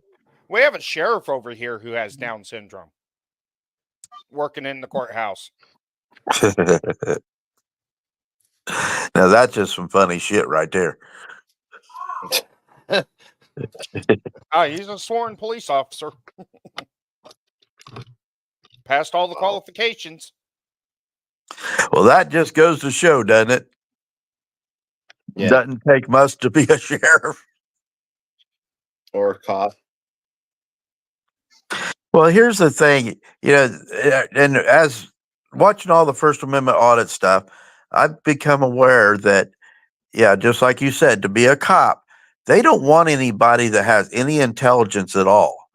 Because if they have somebody who is a thinker, who actually can process anything, then they put themselves in a liability, because they know, just like knowing the First Amendment. If they actually know the First Amendment, then that's a liability. It's having somebody that's got common sense is what it boils down to. Somebody that's not stupid enough to be blinded. There you go. Common sense. And in your heart, everybody knows morally in their heart what's wrong and what's right. And that's that's why most cops are the ones that beat their wives. Well, I just put in a comment. They're the ones in high school that got C's, D's, and F's and was That's always me. in detention. I wasn't in trouble, but I got C, D's, and F's. I got on honor roll one time, and I wasn't because I was taking classes that actually meant anything. Why do you think CPS hires all the fat chicks that were bullied in high school? I was bored with school. And I'm not saying I'm an Albert Einstein, but what they were teaching in school, I knew from a young age, just from having older uncles and aunts that had taught me to be able to critically think and to look into things for myself. And I could see at a very young age the hypocrisy of what they were teaching in schools. And not only that, I had a teacher tell me, oh, well, why don't you behave in school? It's treated just like a job. And I looked at him, and I was a freshman in high school. I looked at him. I was like, all right, then fuck you. He's like, you can't talk to me like that. I was like, why not? You said treat it like a job. I was like, what do you think I would do if I was out there in the real world and I had a boss that treated me that way? You think I'm going to let him sit there and treat me like that? Fuck no. I would tell him to kiss my ass. Yeah. It's like, you told me to treat it like a job. I'm treating it like a job. You want better out of me, you need to treat me better. Over my lifetime, I've actually quit quite a few jobs just because of the employer. Now, I've had some of them that think they fired me, but I already had another job lined up before I ever walked out the door. Yup. So they didn't fire me. I just allowed them to think that they were doing what they thought they were doing. Yeah. You know, I can make money. I can go out and do stuff, but with what I've got going on, I've got a health issue with having the COVID. I'm still not healed from 2022 from being in the hospital in October or September and October. So we're talking, here we're going on, 2 years. You would think I would be having enough that I could do. I can do a lot, but there's stuff that I can't do. And I push myself to the point that the next day I can't do. And people don't understand that. I mean, my lungs are not healed up. I'm overweight. I'm working on my overweightness. But when I came out of the hospital, all my muscles had not been used for 15 days, and I had lost so much weight and muscle mass. So when you lose all that muscle mass that quick, then you got to retrain those muscles to do. And when you can't breathe, then you cannot get out and do what you need to do to retrain those muscles. So, And muscular atrophy. yeah, so the COVID has taken me down. Now, what can I do? I go file for disability. What's that going to give me? $1,800 a month. That ain't enough. I got to work. Yeah, I went from that to in January, I took 2 full-time jobs because I had to. I mean, if you think about it, $1,800 a month, you said your house payment's $1,000. That leaves you with $800 after that. That's not to count your electric bill, your phone bill, gas for your vehicle, insurance. That $800 is gone within 2 of them bills. My electric bill is $375. My phone bill is like $160. My car insurance is $288 or $188. That's what I'm saying. Right there alone, 2 of them bills, your money's fucking gone. Yeah. And that's not talking about going to eat. Yeah, you can't even afford to eat. But you make too much for food stamps. I make too much for food stamps, but they'll give it to somebody who comes across the border illegally, or even if they come across legally, they'll give them that plus. Yeah, that, and then offer them a $10 million grant with 10 years tax-free so they can open a business. Yep. Well, I ran into it in the trucking industry now I'm going to say this because it's kind of like saying the Haitians. We called them the towelheads. Okay. Those people came over to this country. They were all given, I think it was 60,000 or something like, I can't remember what the money was, but they would get 4 guys in a truck, but they're all given that same money, and they go buy a brand new truck and be attached onto the church's authority to be able to be as a company driver under the church's authority. They didn't have insurance. If you got in an accident with them, you weren't getting paid. You could never find out, even if they said they had insurance, you could never find out where it was. You couldn't find out where the authority was from because the authority was from, wherever. And it was all tied in with the church that they came across it. And that gets into the Muslim kind of thinking and all that stuff. But that's what they did. Well, and that's exactly what's going on right now. Just what they're talking about there in Springfield. That you think it, like I said, one house they said had 11, the other one had 7. That's each one of them adults is getting the maximum out of the government, and they're combining it all together.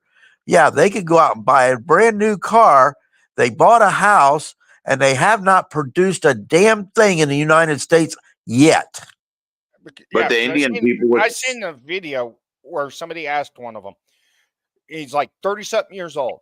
Oh, my parents pay $700 a month at a house. and I ain't got to pay anything, and I'm getting all this money.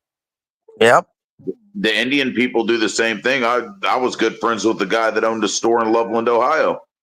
Yeah, I mean, he was from northern India. He came over, got a tax-free break for 7 years, got the money to start the business, started a carry-out little store, worked that for 7 years, and then right before the 7 years was up, he took the money that he was making off that because he didn't have to pay taxes, got one of his relatives to come over. He paid for his relative to be able to get over, sponsored that relative, then signed the business over to that relative. So that relative got to keep all that money that they got from the government to come over to start a business. They pocketed that. He took over the pre-existing business, ran that for 7 years tax-free, pocketed all the profit from that, and then he did the same thing. And they keep on doing it down the line. They've seen how the system's working, and they're using it to their benefit. Yeah, so they're getting 10 million each time, and then they do that every 10 years. They're pocketing like 50, 60, 70 million. Yep. And here I am. I can't go out and get food stamps. I can't go out and file for disability or anything else. They took my Social Security away from me, which was $1,500 a month. Yeah, sure. So here I am, I'm having to work. I took off today trying to fix my washing machine. It was going to be cheaper for me to sit here and try to figure it out. And if I got it figured out, that was cheaper than this $300 I got to pay. And I just lost, if I worked 8 hours today, I lost $150. And see, my thing is I ain't got no animosity against these immigrants that are coming over here and trying to do something. My animosity is towards the government for allowing there to be loopholes like that in order to allow them to continue to keep on doing the same thing over and over and over again. Yeah, subsidizing that activity. Where does that stop? And then why can't we, people that are citizens that want to do something and want to contribute to our Society. local society and stuff, why can't we get a break like that at least one time? Exactly. At least why can't one person from the family get a break like that to start something? They have grants that the government does, but in order to file for that grant, you have to pretty much pay a lawyer to file the papers. Here's the whole thing. I've tried two different things. I tried to go in and get a business loan. Well, what do you got as far as equity that we can put against the business loan? Well, I wouldn't be coming in asking you for it if I had it, right? I went to go file. I thought, hey, I'm going to go to college and get some sort of, business degree. Well, we get you all this funding. It's going to cost you $20,000 for a 4-year degree. Well, if I had $20,000, I wouldn't need a degree because I could start the business without you. Exactly. You wouldn't. And then what job are you going to guarantee I can get with this degree? Oh, we can't guarantee you no job. Exactly. And that's the same thing that I went through when I was doing online. I was in college at the University of Phoenix doing the online college. I was going for a healthcare administration. I was holding a 3.5 GPA. Yeah, I was doing never been able to use them once. Yeah, I mean, I was holding a 3.5 GPA. Yeah, I mean, I had my psychology professor posting my notes and my work because I grasped the concept of the psychological part of it so well. Yeah. But I started talking with another few people that did the same exact program I was doing that got doctorate's degrees and actually specialized in a specific field within the healthcare administration. Yeah. They were guaranteed. That's what they want now. Job. That's what they want now because everybody's going to freaking college. Unlike they wanted they were guaranteed. But the thing is, though, is they were guaranteed to get a job 6 months out of the college after they graduated. Exactly. Yeah. And none of them was able to find work, and they were $67,000, $80,000 in debt. Yep. Yeah, now Okay. now you have the student loans telling these colleges now, sorry, you got to pay us back, and we're canceling their loans. Well, here's the other thing. What about this loan forgiveness thing? I That's think it should bullshit. happen. No, I think it I should had to happen. pay mine. I had to pay Why? every bit of mine back. Yeah. I mean, if you go out and start a business and it fails, guess what? It cost you. If I make a decision to do something, then I'm responsible for that decision. Yeah, but it should be case by case scenario. Because my wife went to a for-profit college that pretty much defrauded her, Vatterott, like the University of Phoenix did to a bunch of people, Yeah. frauded them. It should be forgiven.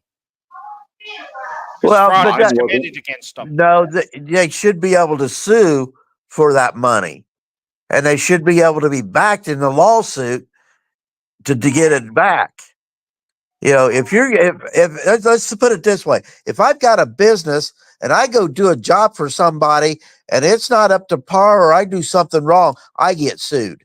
If that college defrauded those students, then those students should go sue that college, not come out of my pocket.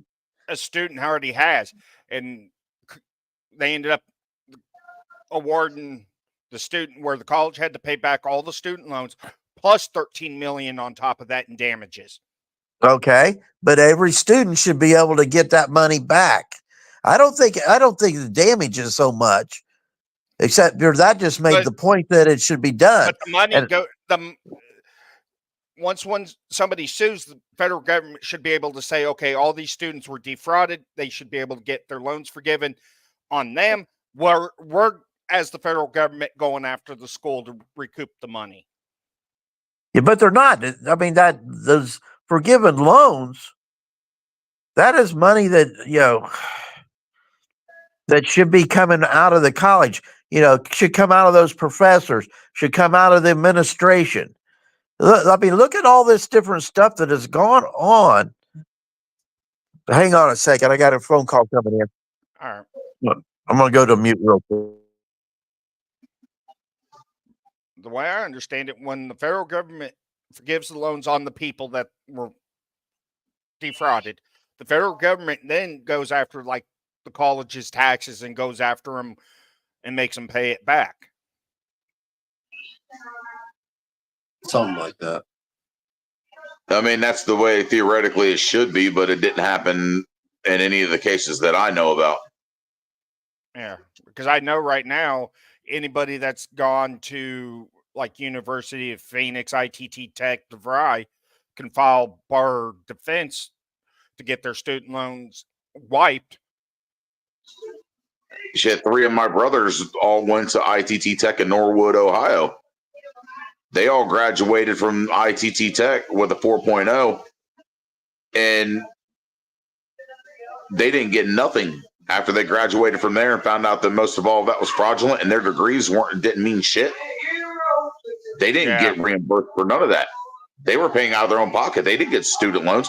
Well, I mean, my one brother did. He used his GI Bill to pay for it, but none of that stuff was recouped and given back. Yeah.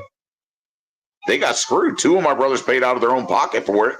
And then the one, after he had got an honorable discharge from the Marine Corps and came back home, he started ITT Tech. And he graduated from there, you know what I mean? And yeah, when all that stuff came to light and they shut down the ITT Tech there in Norwood, they didn't get none of that money back. Yeah, and it's going to cost them more to try to sue the college to get it back. exactly. And I mean, honestly, to tell you the truth, how can you sue something that shut down before the federal government stepped in to shut them down? They shut themselves down and cleared out. Yeah, so did Vatterott, but they still have an LLC and an office in Missouri. But they're non-operational. You can still find like the owner's information who actually own the college and turn around and sue them. Even if you file bankruptcy, some of your debts cannot be discharged in bankruptcy, especially certain lawsuits. That's only if they say it in court. If the judge says it.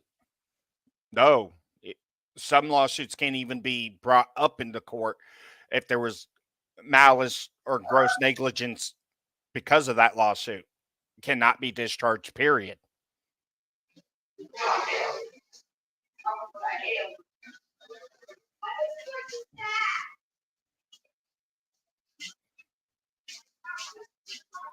Yeah, don't try to come in my pocket either, son.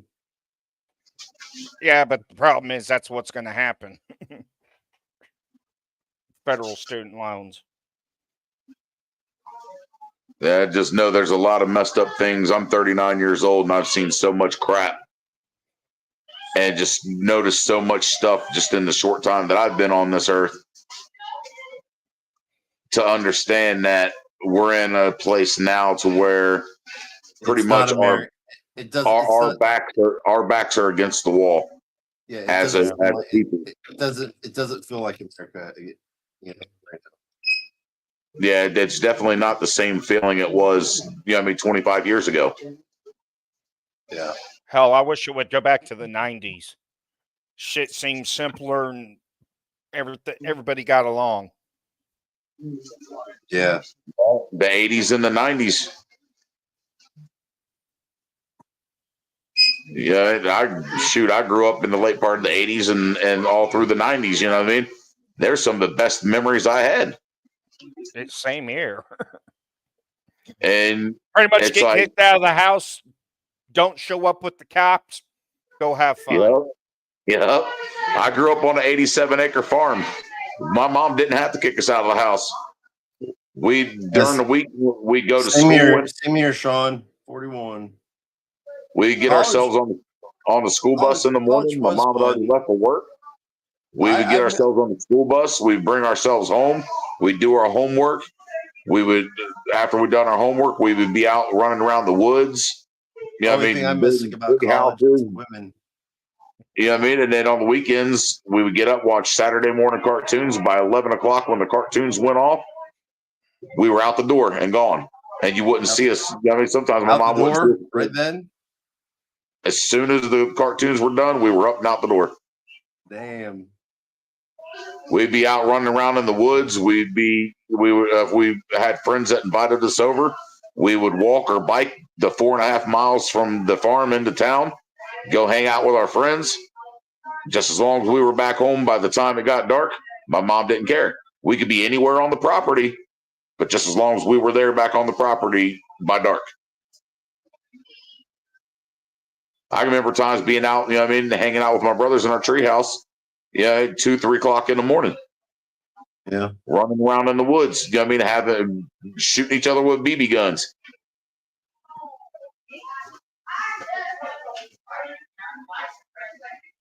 You can't do that anymore, and I hate that. I would love for my kids to be able to go out and play. I don't let my kids go outside. You go outside with a BB gun, you're going to get shot by the cops. Well, I don't let my kids go outside and play without me standing out there because everything's just gotten so bad. Yeah. Yeah. Hey, tell them what happened last night. Yeah, somebody decided to do a drive-by. Where was that at? I was on the phone with him, and he's like, holy shit. In my neighborhood. Are you serious? Yeah. Yeah, he had to duck and dive his whole family just to make sure he was that close. Do you know who was the intended target? Nope. You don't know if it was that.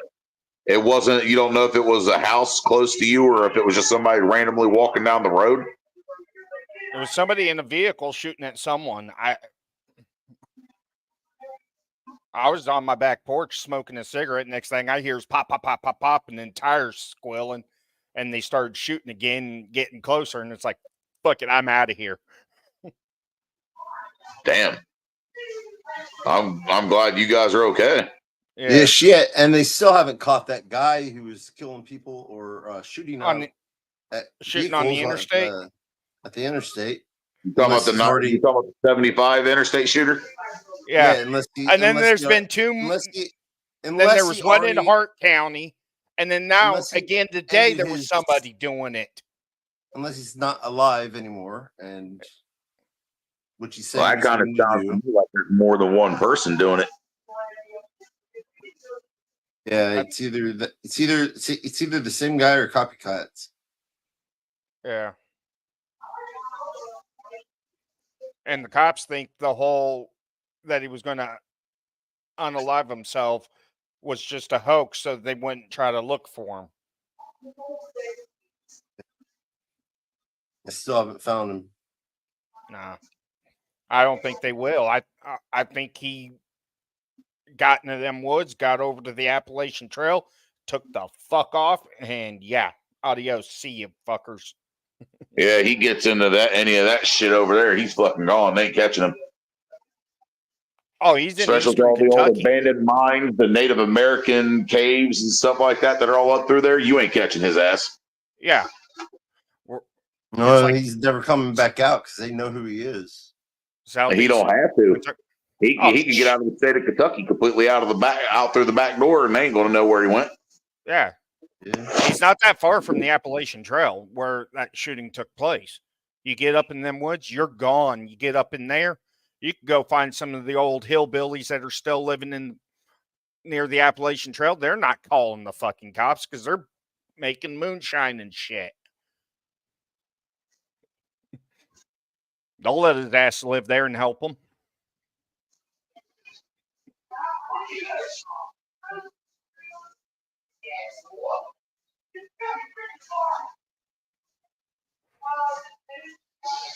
Yeah, they're not going to find that Joseph Crouch. And especially if it's somebody that was born and raised up in them hills, they ain't finding them. They'll know that like the back of their hand. They're gone. Oh, he was. Plus, he was Army Reserve for a time. Oh yeah. They're not going to find him. Yeah. Good luck. I mean, even regardless of the Army Reserve status, I mean, just alone that he was born, born and raised in that area, spent his life up in them hills. He knows them better than anybody else. Yeah, because I mean, they have military helicopters flying with people dangling down so they can lower them into the woods. Do you know how that person is in the hospital that you said was shot in the head? They still critical condition. They're being tight-lipped about the injuries. That's true, Sean. I was watching a video last night where there was a city council member. There was a couple of high school teenagers that jumped the man's fence. Walked up to his door and was trying to knock on the door to ask him permission to take some I think it was homecoming pictures or something on his property. Tried to get permission. They walked around just the immediate area where the outbuildings was just to see if the guy was there. Try to make contact with him to ask permission to do so. They noticed the man wasn't there, so they left and went back out to their car. Well, the guy pulls up out on the road, and there's no evidence proving that if the kids got, aggressive or violent towards him or whatever. But somehow it ended up that the guy just pulls his gun and shoots the 17-year-old teenager through the windshield in the face. Oh. So they locked him. I can't remember exactly where it was at. It was a video that I'd seen on YouTube last night. I'm wanting to say it was another auditor that put it out there. No, I mean, like, how long ago was this? This was probably within the last week. Wow. But the guy was a city council member. That shot him? They shot the 17-year-old boy. They were no longer on the guy's property whatsoever. They were actually in their vehicle writing a note to put on the man's mailbox to ask permission to take pictures. To take their own picture of them. They were looking for a good backdrop, like a natural backdrop to take pictures for their I think it was homecoming or something like that. and they were in their vehicle. They weren't even on the man's property. They were only on the man's property for maybe 5 minutes at most to see if the guy was there to ask permission, and they left back off his property. But he pulled up in his pickup truck out on the road where these two guys were in their vehicle and shot the driver through the windshield in the face. That's crazy. What's up, Bryce? You should join. I have it pinned at my, get up here, Bryce. Get your ass up here. We need that laugh. Yeah. I'm gonna get you a woman.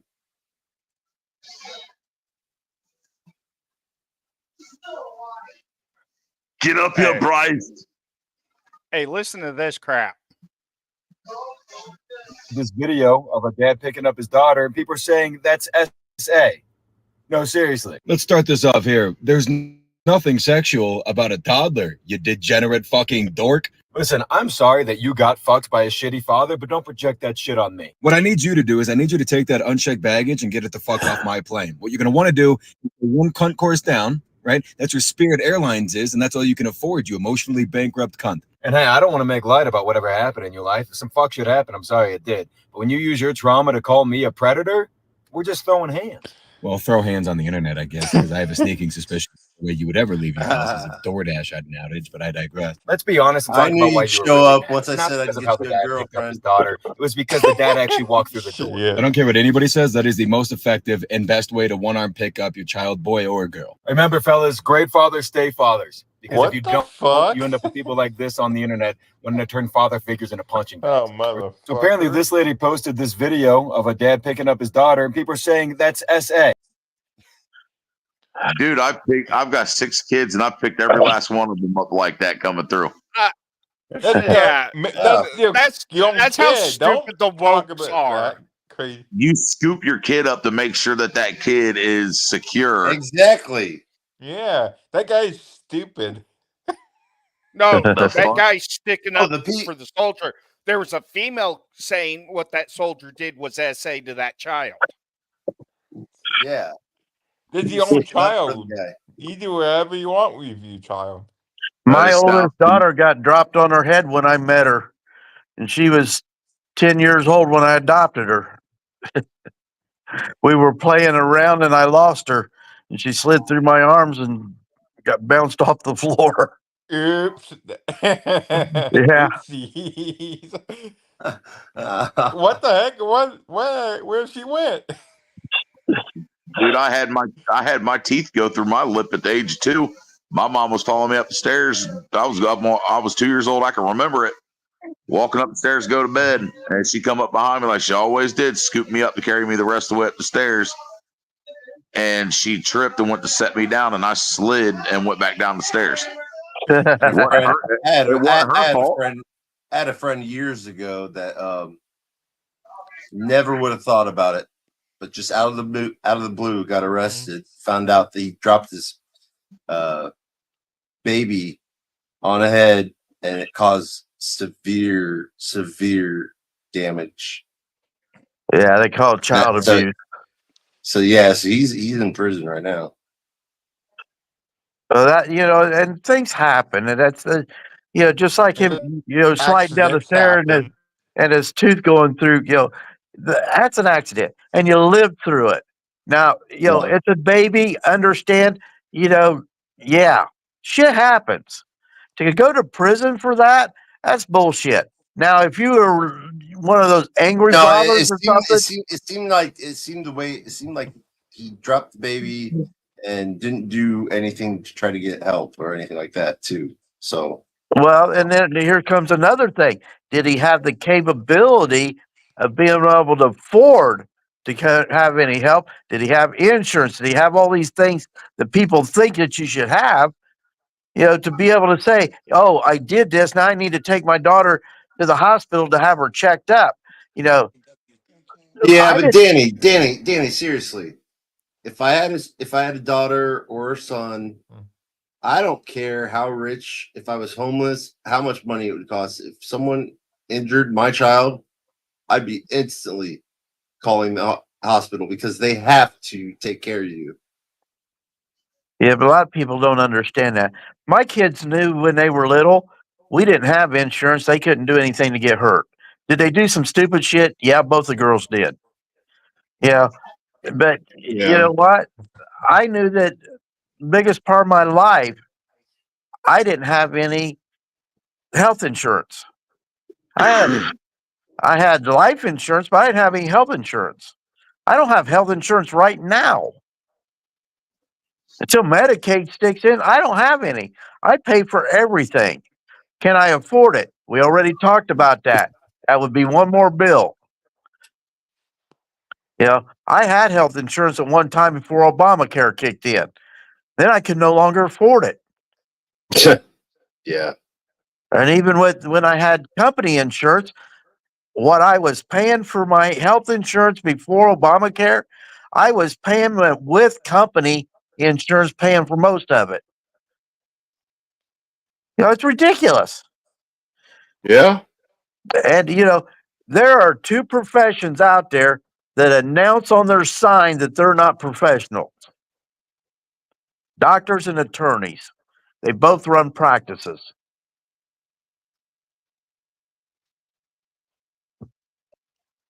They couldn't get it right the first time, so they try again. Yeah. And it used to be that in the medical profession that they were there to make people better. Yeah. Then your big pharma companies came in, and that all went out the window. Yeah. Whatever happened to their oath that they take? I can remember as a kid going to the doctor's office, and no matter what was wrong with you, Hippocratic oath. Hippocratic oath. Is that what it's called? Oh, that I shall do no harm. Yeah. Yeah, but hospitals now can refuse treatment to homeless. No, that's not constitutional. Well, when Obamacare kicked in, it is when it's a private hospital. The only ones that can no longer refuse are public hospitals that are paid by the taxpayers. And where are those at anymore? Those all been closed. Yeah, they're gone. Yep. Well, here's the thing. When Obamacare kicked in, my second wife, she was 20 years older than me.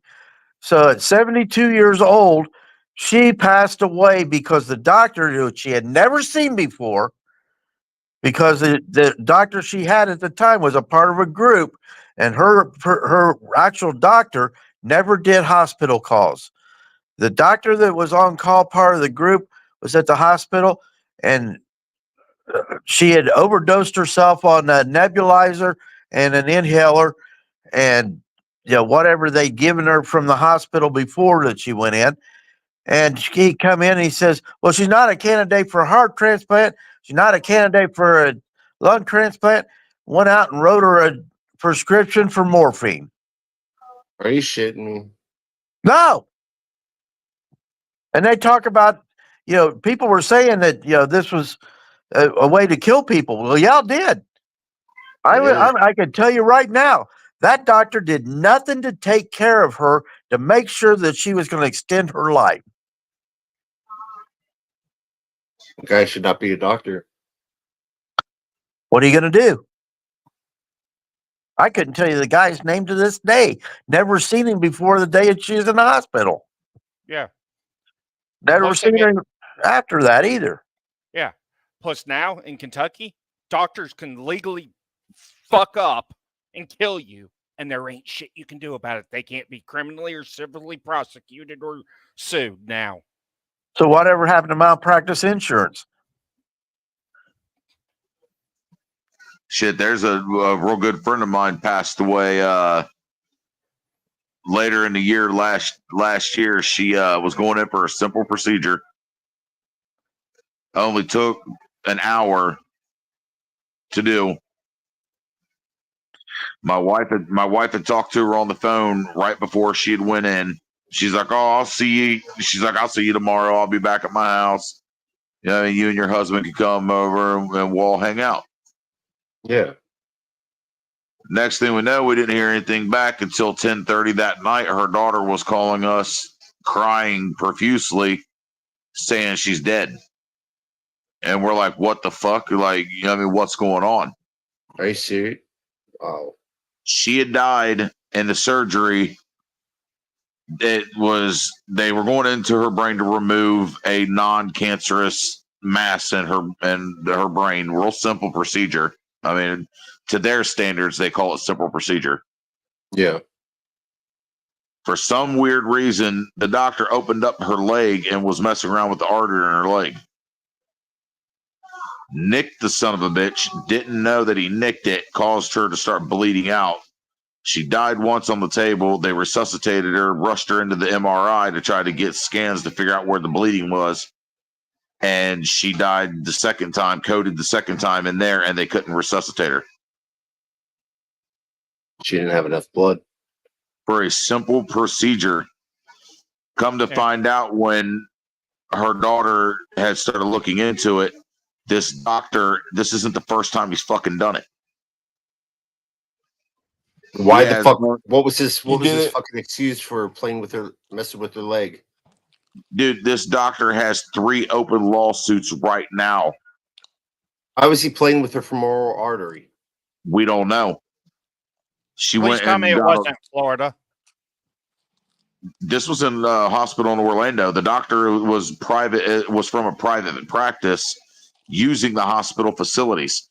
The hospital did not vet this fucking surgeon and allowed him to use their facilities to perform the procedure, where he ultimately killed her. He's already facing 3 other lawsuits. Yeah, which will probably get tossed because of Florida's right to kill law. And he has a history of this shit. Yeah, and under Florida law, they have the right to kill you. If you're not married and over the age of 25, they could kill you and there's nothing you can do about it. You can't sue them for medical malpractice. She was in her early 70s. Was she married? No, but she had kids. She's got 2 daughters and a son. And the one son is in his early 20s and still going to college and was living with her at her house. Damn, she had her in her 50s.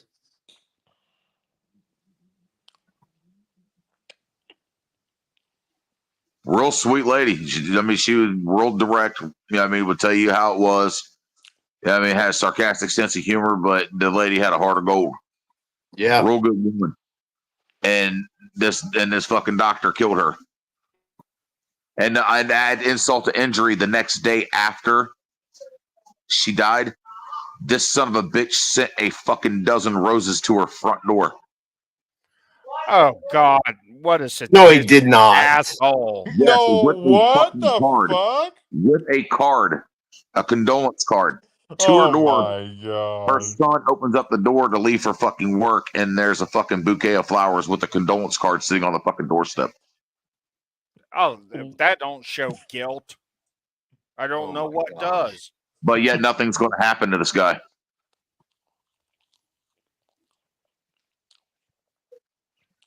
Yeah, we have too many laws that protect too many professions that need to go. Oh, yeah. And starting that out would be with the fucking government and the police. Yep. Yes. Just like I 100% agree. Abolish qualified immunity across the board, period.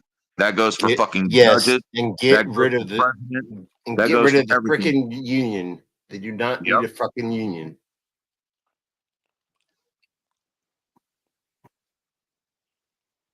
Make them buy their own liability. They shoot somebody and say, "Oh, you don't need your union rep right here while we talk to you and investigate you." Fuck you! You don't need a union rep, or they need to fucking go to jail. They need to be arrested and locked up, and then have them fucking have their lawyer come into the fucking jail, just like a fucking regular citizen. Be treated just like everybody else. You talk to your lawyer in a fucking private room at the jail while you're in shackles, handcuffed to the fucking floor. Yep. Or the table. Well, however they do it. But that's why they need to force them to have their own fucking liability insurances paid for out of their pocket. Yeah. But there's also a clause in their agreements with their post certificates. They no longer have the right to remain silent.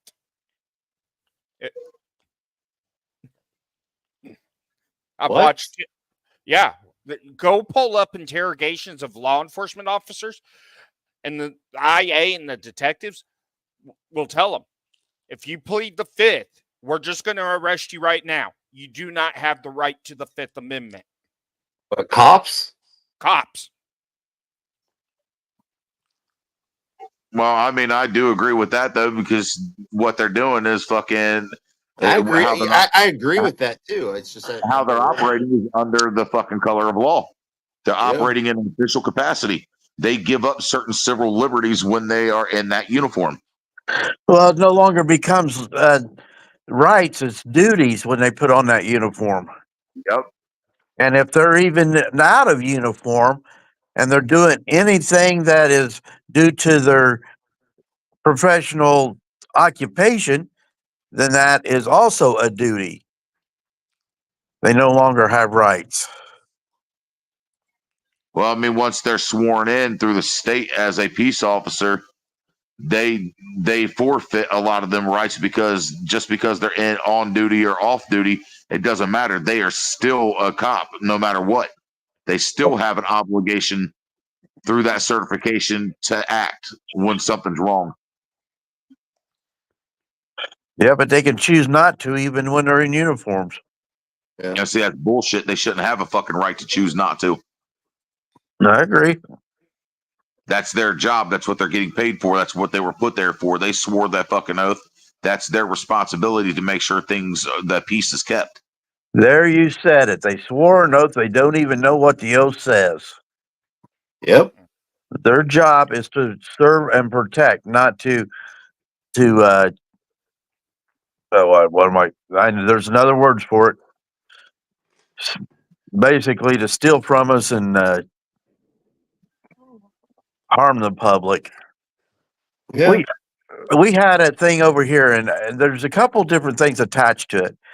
We had a couple of I'm going to say 20-year-olds, early 20s, black kids that were driving around late night. They were pulled over by one of the Fort Wayne police officers. The police officer told them to keep their hands on the dash, and one kid kept taking this one hand off the dash. And he said, if you don't keep your hand on the dash, I'm going to shoot you. Now, his backup was 1 minute away. That officer didn't even have to get out of his car that quick, didn't even have to go up to that car and talk to anybody. Now, the other side of it is there was a gun in the car. And what it was is one of them kind of shotgun looking, sawed off pistol looking guns. And it was between this kid's legs. So in this car, it was more or less a mid-sized compact kind.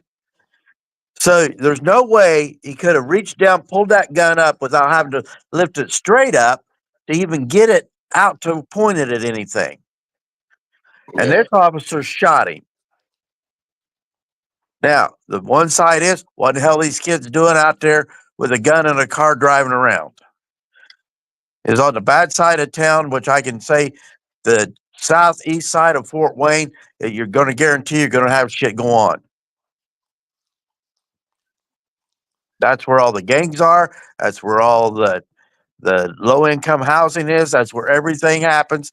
And I've seen, we had Joe Cool in here, and it's tough talking to Joe Cool when you've seen things that have happened amongst the blacks, and the blacks are doing it to themselves. Yeah. Yeah, we've got white drug dealers too, but when it's so blatant, I mean, you could walk up and not know that somebody is selling pot that is a white guy, but when you walk up to a black guy and he's got, just like you said, you drive up into Chicago and they got this 14-year-old kid that's sitting there telling you he can get you what you want. What? Yeah, that was and Joe Cool knows the exact gas station I was at when that kid did that. Yeah. So, so here it is, blacks doing stuff to blacks, and it's starting at a young age. This kid's wanting to help his mom. Well, he's also selling drugs. He's selling He's being corrupted at 14 years old. Not to go out and be totally responsible. You know, when I was 14 years old, I was out mowing friggin' yards. You know, if I wanted any extra money, I'd go out and collect pop bottles. Yeah. Not selling drugs at 14. Yeah. That's so stupid. 14-year-old selling drugs. That's not right for that. That's totally a wrong way to You want do selling. to know why they're selling drugs at 14? Is because the dealers know if they get busted, they're going to do 30 or 90 days in juvie. Right. Yeah. Yeah. And they tell the kids that too. If you get busted, don't worry about it. You're only going to be in jail for a little bit of time. And when you become 18, we're going to expunge your record. Yeah. That's why a lot of these gangs and stuff will use these 13, 14-year-olds to go commit the murders because, they'll only go to jail probably 7 years and it'll be expunged. Yeah. A lot of states are saying now, that ain't what's gonna happen. You're gonna be charged as an adult, and it's not going off your record, and you're probably looking at the rest of your life. So give up who told you to go do this. Yeah. Well, the other side of it is, and I've said it for a long time, and it just now happening, that one kid that killed all the kids at the school. Yeah. Now they're prosecuting the parent. Yeah. Now I agree with this particular prosecution because a year earlier, this parent knew that this kid made this comment that he was going to shoot the school up. And he bought him a gun for Christmas. Well, and the parent also said that he was going to keep him away from guns and everything else. And then what does he do? Buys him one. That's Yeah. Yep. That's Yep. Christmas. That parent is responsible for that total action. Yeah, but they're also charging the mother who ended up calling the school a half hour before. Yeah, I don't see why they're charging her. Yeah, that's not right. Yeah. Because she tried to prevent it. Well, and the mother and father weren't married no longer. Yeah. Two separate households. I mean, I could understand because they also arrested the counselor for failure to act. Yeah, that's not right either. The mother I don't know called the about that. counselor. The mother called the counselor, spent trying to 10 prevent minutes it from on the happening. phone with her, telling her son's going to shoot the school up. And she didn't go tell the principal, hey, there's a threat of the school being shot up by this student. Well, okay. If you put it in that circumstance, yeah, I agree. Yeah. It just doesn't make sense. I don't get it. Why people do that. Well, here's the deal. Like I told you, I'm 65 years old. We used to drive to school with a shotgun in our gun racks in a pickup truck. Yeah. Hell, Nobody ever got shot at our school. I always felt safer when the kids had their guns at the school. Yeah. Well, they have teachers now that have guns. And they should have. In some schools, that's what I heard after the last couple of shootings. But here's the thing. No, they came up with this new device though too, where What's that? This company created a new device, and it's in a lot of schools. You know, like the old commercials, "Help! I've fallen, I can't get up," and you hit the button and it calls 911. Yeah, panic alarms. Yeah, they have them now, where it notifies the front office, but it also notifies law enforcement. Well, it should notify every other class also. It does. Yeah. It sets off alarms in the school. Okay. But it also notifies the office. Okay, it came from classroom 13B. So okay. Well, think about this. Why is this happening now? The same reason why we're having trouble, like when I was talking to Joe about the no dads in the homes. It's because of lack of education. When I was a kid, we had a BB gun. Dad taught us about BB gun safety. We went to rifle and shotgun merit badge and Boy Scouts. We were around guns. We went hunting with our dads. We did these things. We knew what guns would do. We knew they killed things. Yeah. And that was embedded into our heads. This is not a toy. Yeah. No. But his father did that. No, I'm sorry, but it comes down to the whole fucking transgender bullshit that these people are keep pushing on the kids and not realizing it's a mental health crisis. Yeah. But, back then also, can you say we didn't have mental health when I was in my 13, 14-year-olds? Well, I'm sure you did. They just people didn't know about it. Well, why? But think about it. Now they're saying, give them a drug. No, kids used to get their ass beat. You If were you had, told to suck it the fuck up, is what happened back then. yeah. You had So people back then, that wouldn't encourage that shit. you got your ass beat, or Yep. if you had a kid that was overactive, They got spanked the shit out of them. well, That's what happens. Well, look at school now. You sit at a desk, they you put do me fucking on paperwork. No, But they nowadays, put me on back then, they put me on Ritalin for well, ADHD. back then, if you were overactive, guess what you did? You went to gym class. You went to go work in shop class. You worked in mechanic class. You did things with your hands. That kept your activity focused. What do they do now? You're sitting at a desk, you're playing a fucking computer, you're not doing anything that is taking that energy away and refocusing it. So these Shit, kids don't know any better. That's what I loved about school was shop class. Shit, my high school was I was the first freshman class going into my new high school when it was built. We actually had a tech class there where there was 13 different lab stations in there, and every couple of weeks you transferred over to a different lab. We had meteorology, we had aeronautics in there, figuring out how to do aerodynamics. We had plastics injection molding in there. Okay. I mean, we would build our own fucking CO2 powered wooden race cars, like kind of like the Pinewood Derby. Yeah. We would Think design about our own this. cars. We would have the kids in the shop class next door to us cut them out and everything. We would put the designs where everything needed to be cut on the block of wood.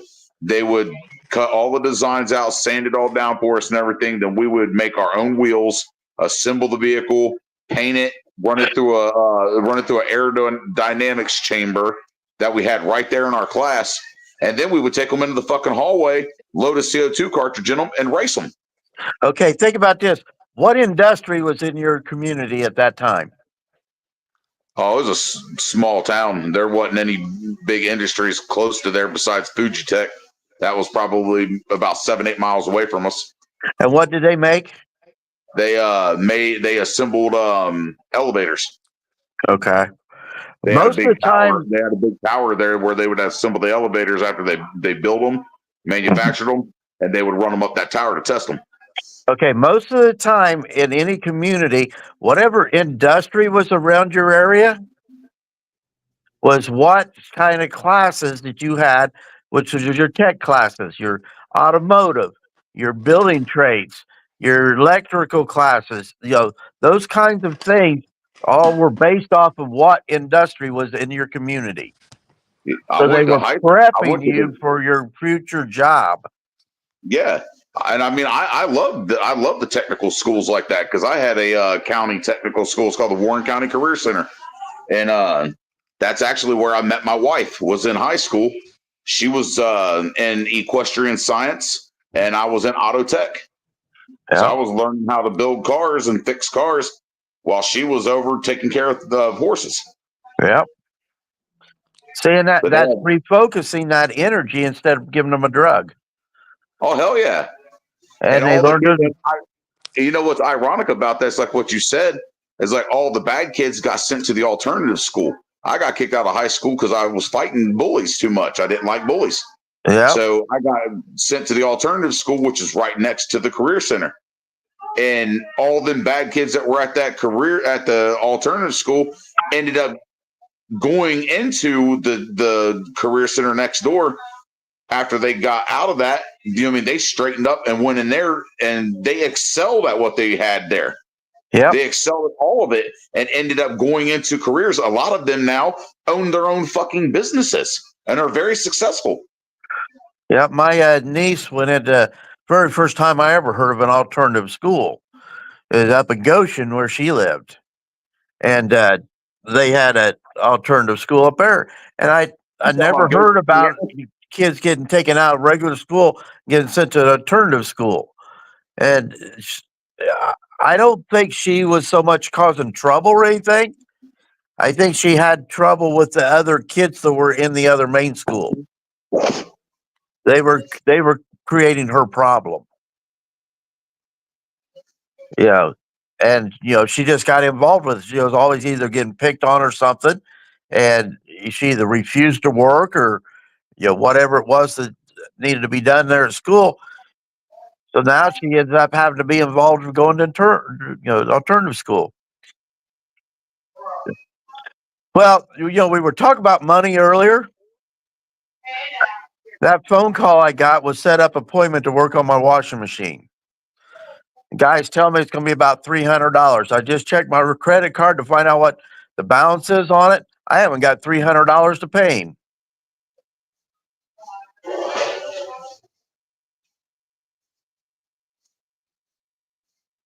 Dang.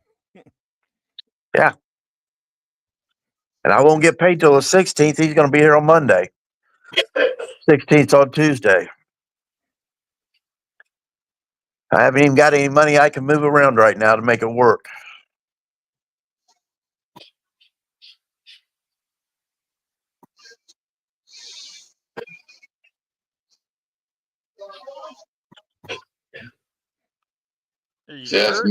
That's messed up. Yeah. Are you sure it's the pump and not the timing mechanism? No, it's the pump because it's locked up. What a problem I've got is I have sulfur in my water. And even though I got a machine that takes the sulfur out, when I took the filter part off, it's all black, which is like the sulfur. Some change had got in there, which I don't know how change got into the filter part because I've cleaned that filter before. So it's happened over the last, couple, 3 or 4 months. And that change was all corroded. So I'm assuming that pump is locked up. I've tried to run cycles. I've drained it all. I've cleaned it all, stuck a vacuum cleaner up there to suck out whatever might be in there. And water just ain't passing through it. Yeah, the pump's dead. Yep. I mean, I've done a lot. I've done mechanical work. I've done electronical work. I've worked on fax machines, computers, copiers, all sorts of stuff that I can diagnose it and I can try to do everything I can do. He's telling me that, labor on this is only going to cost $30. It's the service call. It's the $75 part and everything all added together. It'll be about $300. Yeah, I mean, they're not hard to change.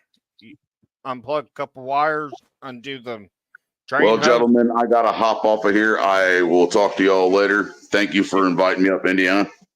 No, always. You're always. Yeah, I got to shut this down because my kids are coming home. I'm going to pick up my wife's pew pew. Nice. Have a good one. Be careful. All right. Take care, everybody. Yeah. You guys all have a great day. You too. Yeah. I'll get it figured out. I'll make a couple of phone calls and borrow some money. I've got a home equity loan that's going to close here this next week, and I'll be back in floating on again. But Sweet.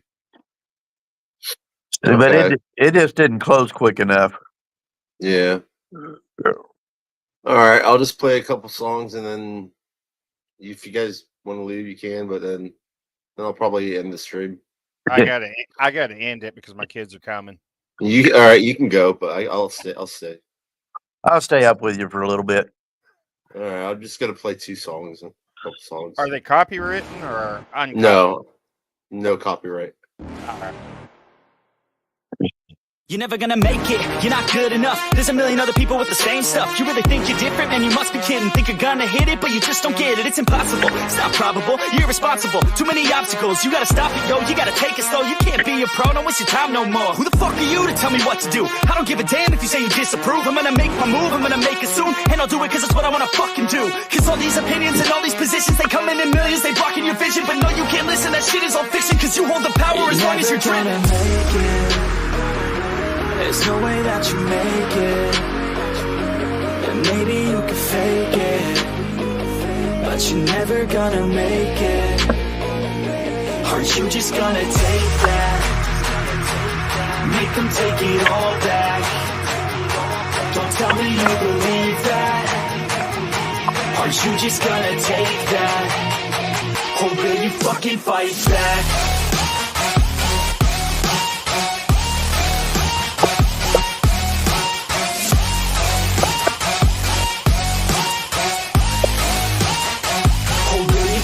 Fight back.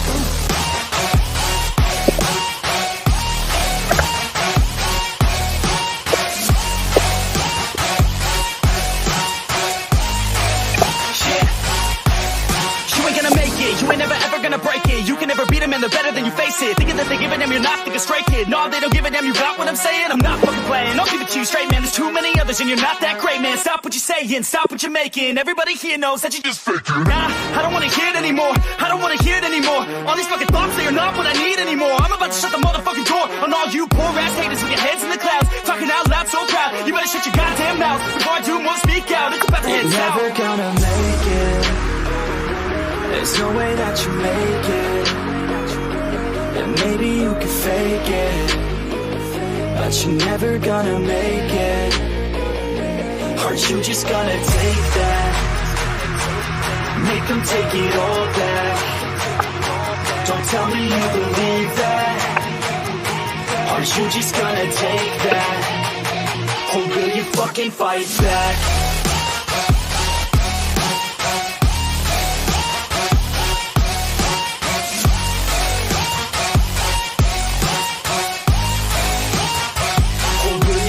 Fight back.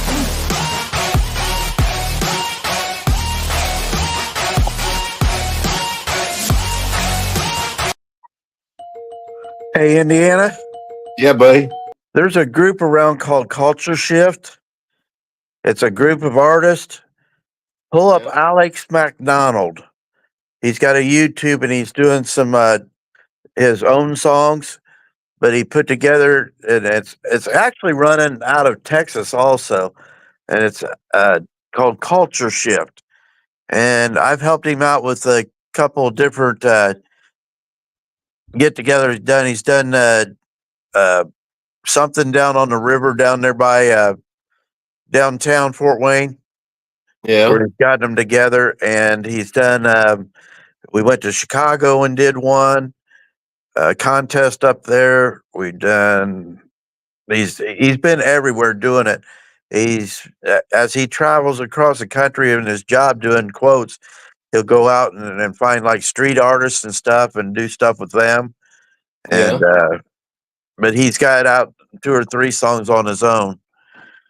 But it's more. It's not like so copyrighted. much, I don't know if he's actually copyrighted anything.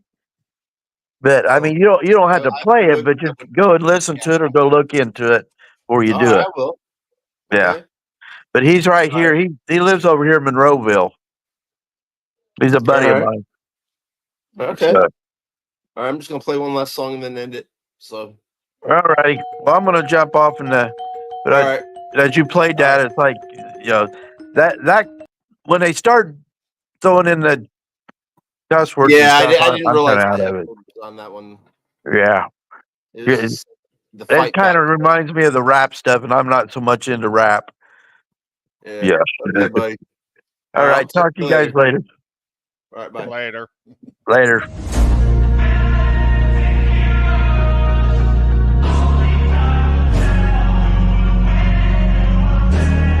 If you have to go, you don't. Hey, buddy. Bad things happen to good people. None of us were ever really born equal. Only one life, there ain't no sequel. Some people live, others stay fearful. This world ain't never been peaceful. You got good, always butting heads against evil. The good try to be fair, but the bad lethal. They gon' fight dirty, every single one deceitful. Stand up, I wanna see your face. Get your chin up like you belong in this place. We gon' train like you've never trained before. You're going up against something that you can't ignore. This ain't a game, this your life that we're playing with. There ain't no reset button or an off switch. You gotta face your fears, you gotta scratch the itch. You gotta break through the walls and get after it. Only time will tell who's gonna make it. I promise you, I'ma be the one who's gonna take it. I fight, I provide, leaving blood on the pavement. If you're up against me, then you better be praying. Cause I'll keep punching till my knuckles start breaking. I'll keep going through the blood that I'm tasting. I won't stop till they've all seen greatness. The battle for my world just started, I've been waiting. Villains and heroes, only time will tell who will win and who will fail. Villains and heroes, no there ain't no one else. Pick a side by yourself. I got this, there ain't no going back. Leave it all on the battlefield, push the attack. You can't stop me, I'm obsessive. A lot of people think that I come off aggressive, but I'm just passionate. Why aren't you? Ain't nobody care if you got nothing to lose. You gotta put yourself on the line, make moves. Otherwise you'll be a sheep with the lions watching you. Only time will tell who's gonna make it. I promise you, I'ma be the one who's gonna take it. I fight, I provide, leaving blood on the pavement. If you're up against me, then you better be praying. Cause I'll keep punching till my knuckles start breaking. I'll keep going through the blood that I'm tasting. I won't stop till they've all seen greatness. The battle for my world just started, I've been waiting. Villains and heroes, only time will tell who will win and who will fail. Villains and heroes, no there ain't no one else. Pick a side by yourself. Today is the day, don't waste any time, no it's time. All right, enough of that.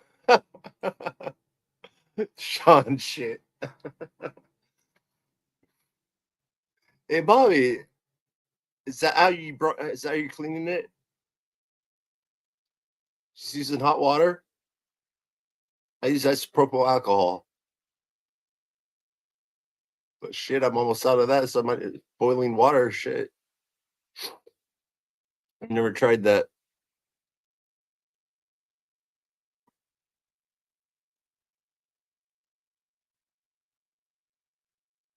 I see. Okay.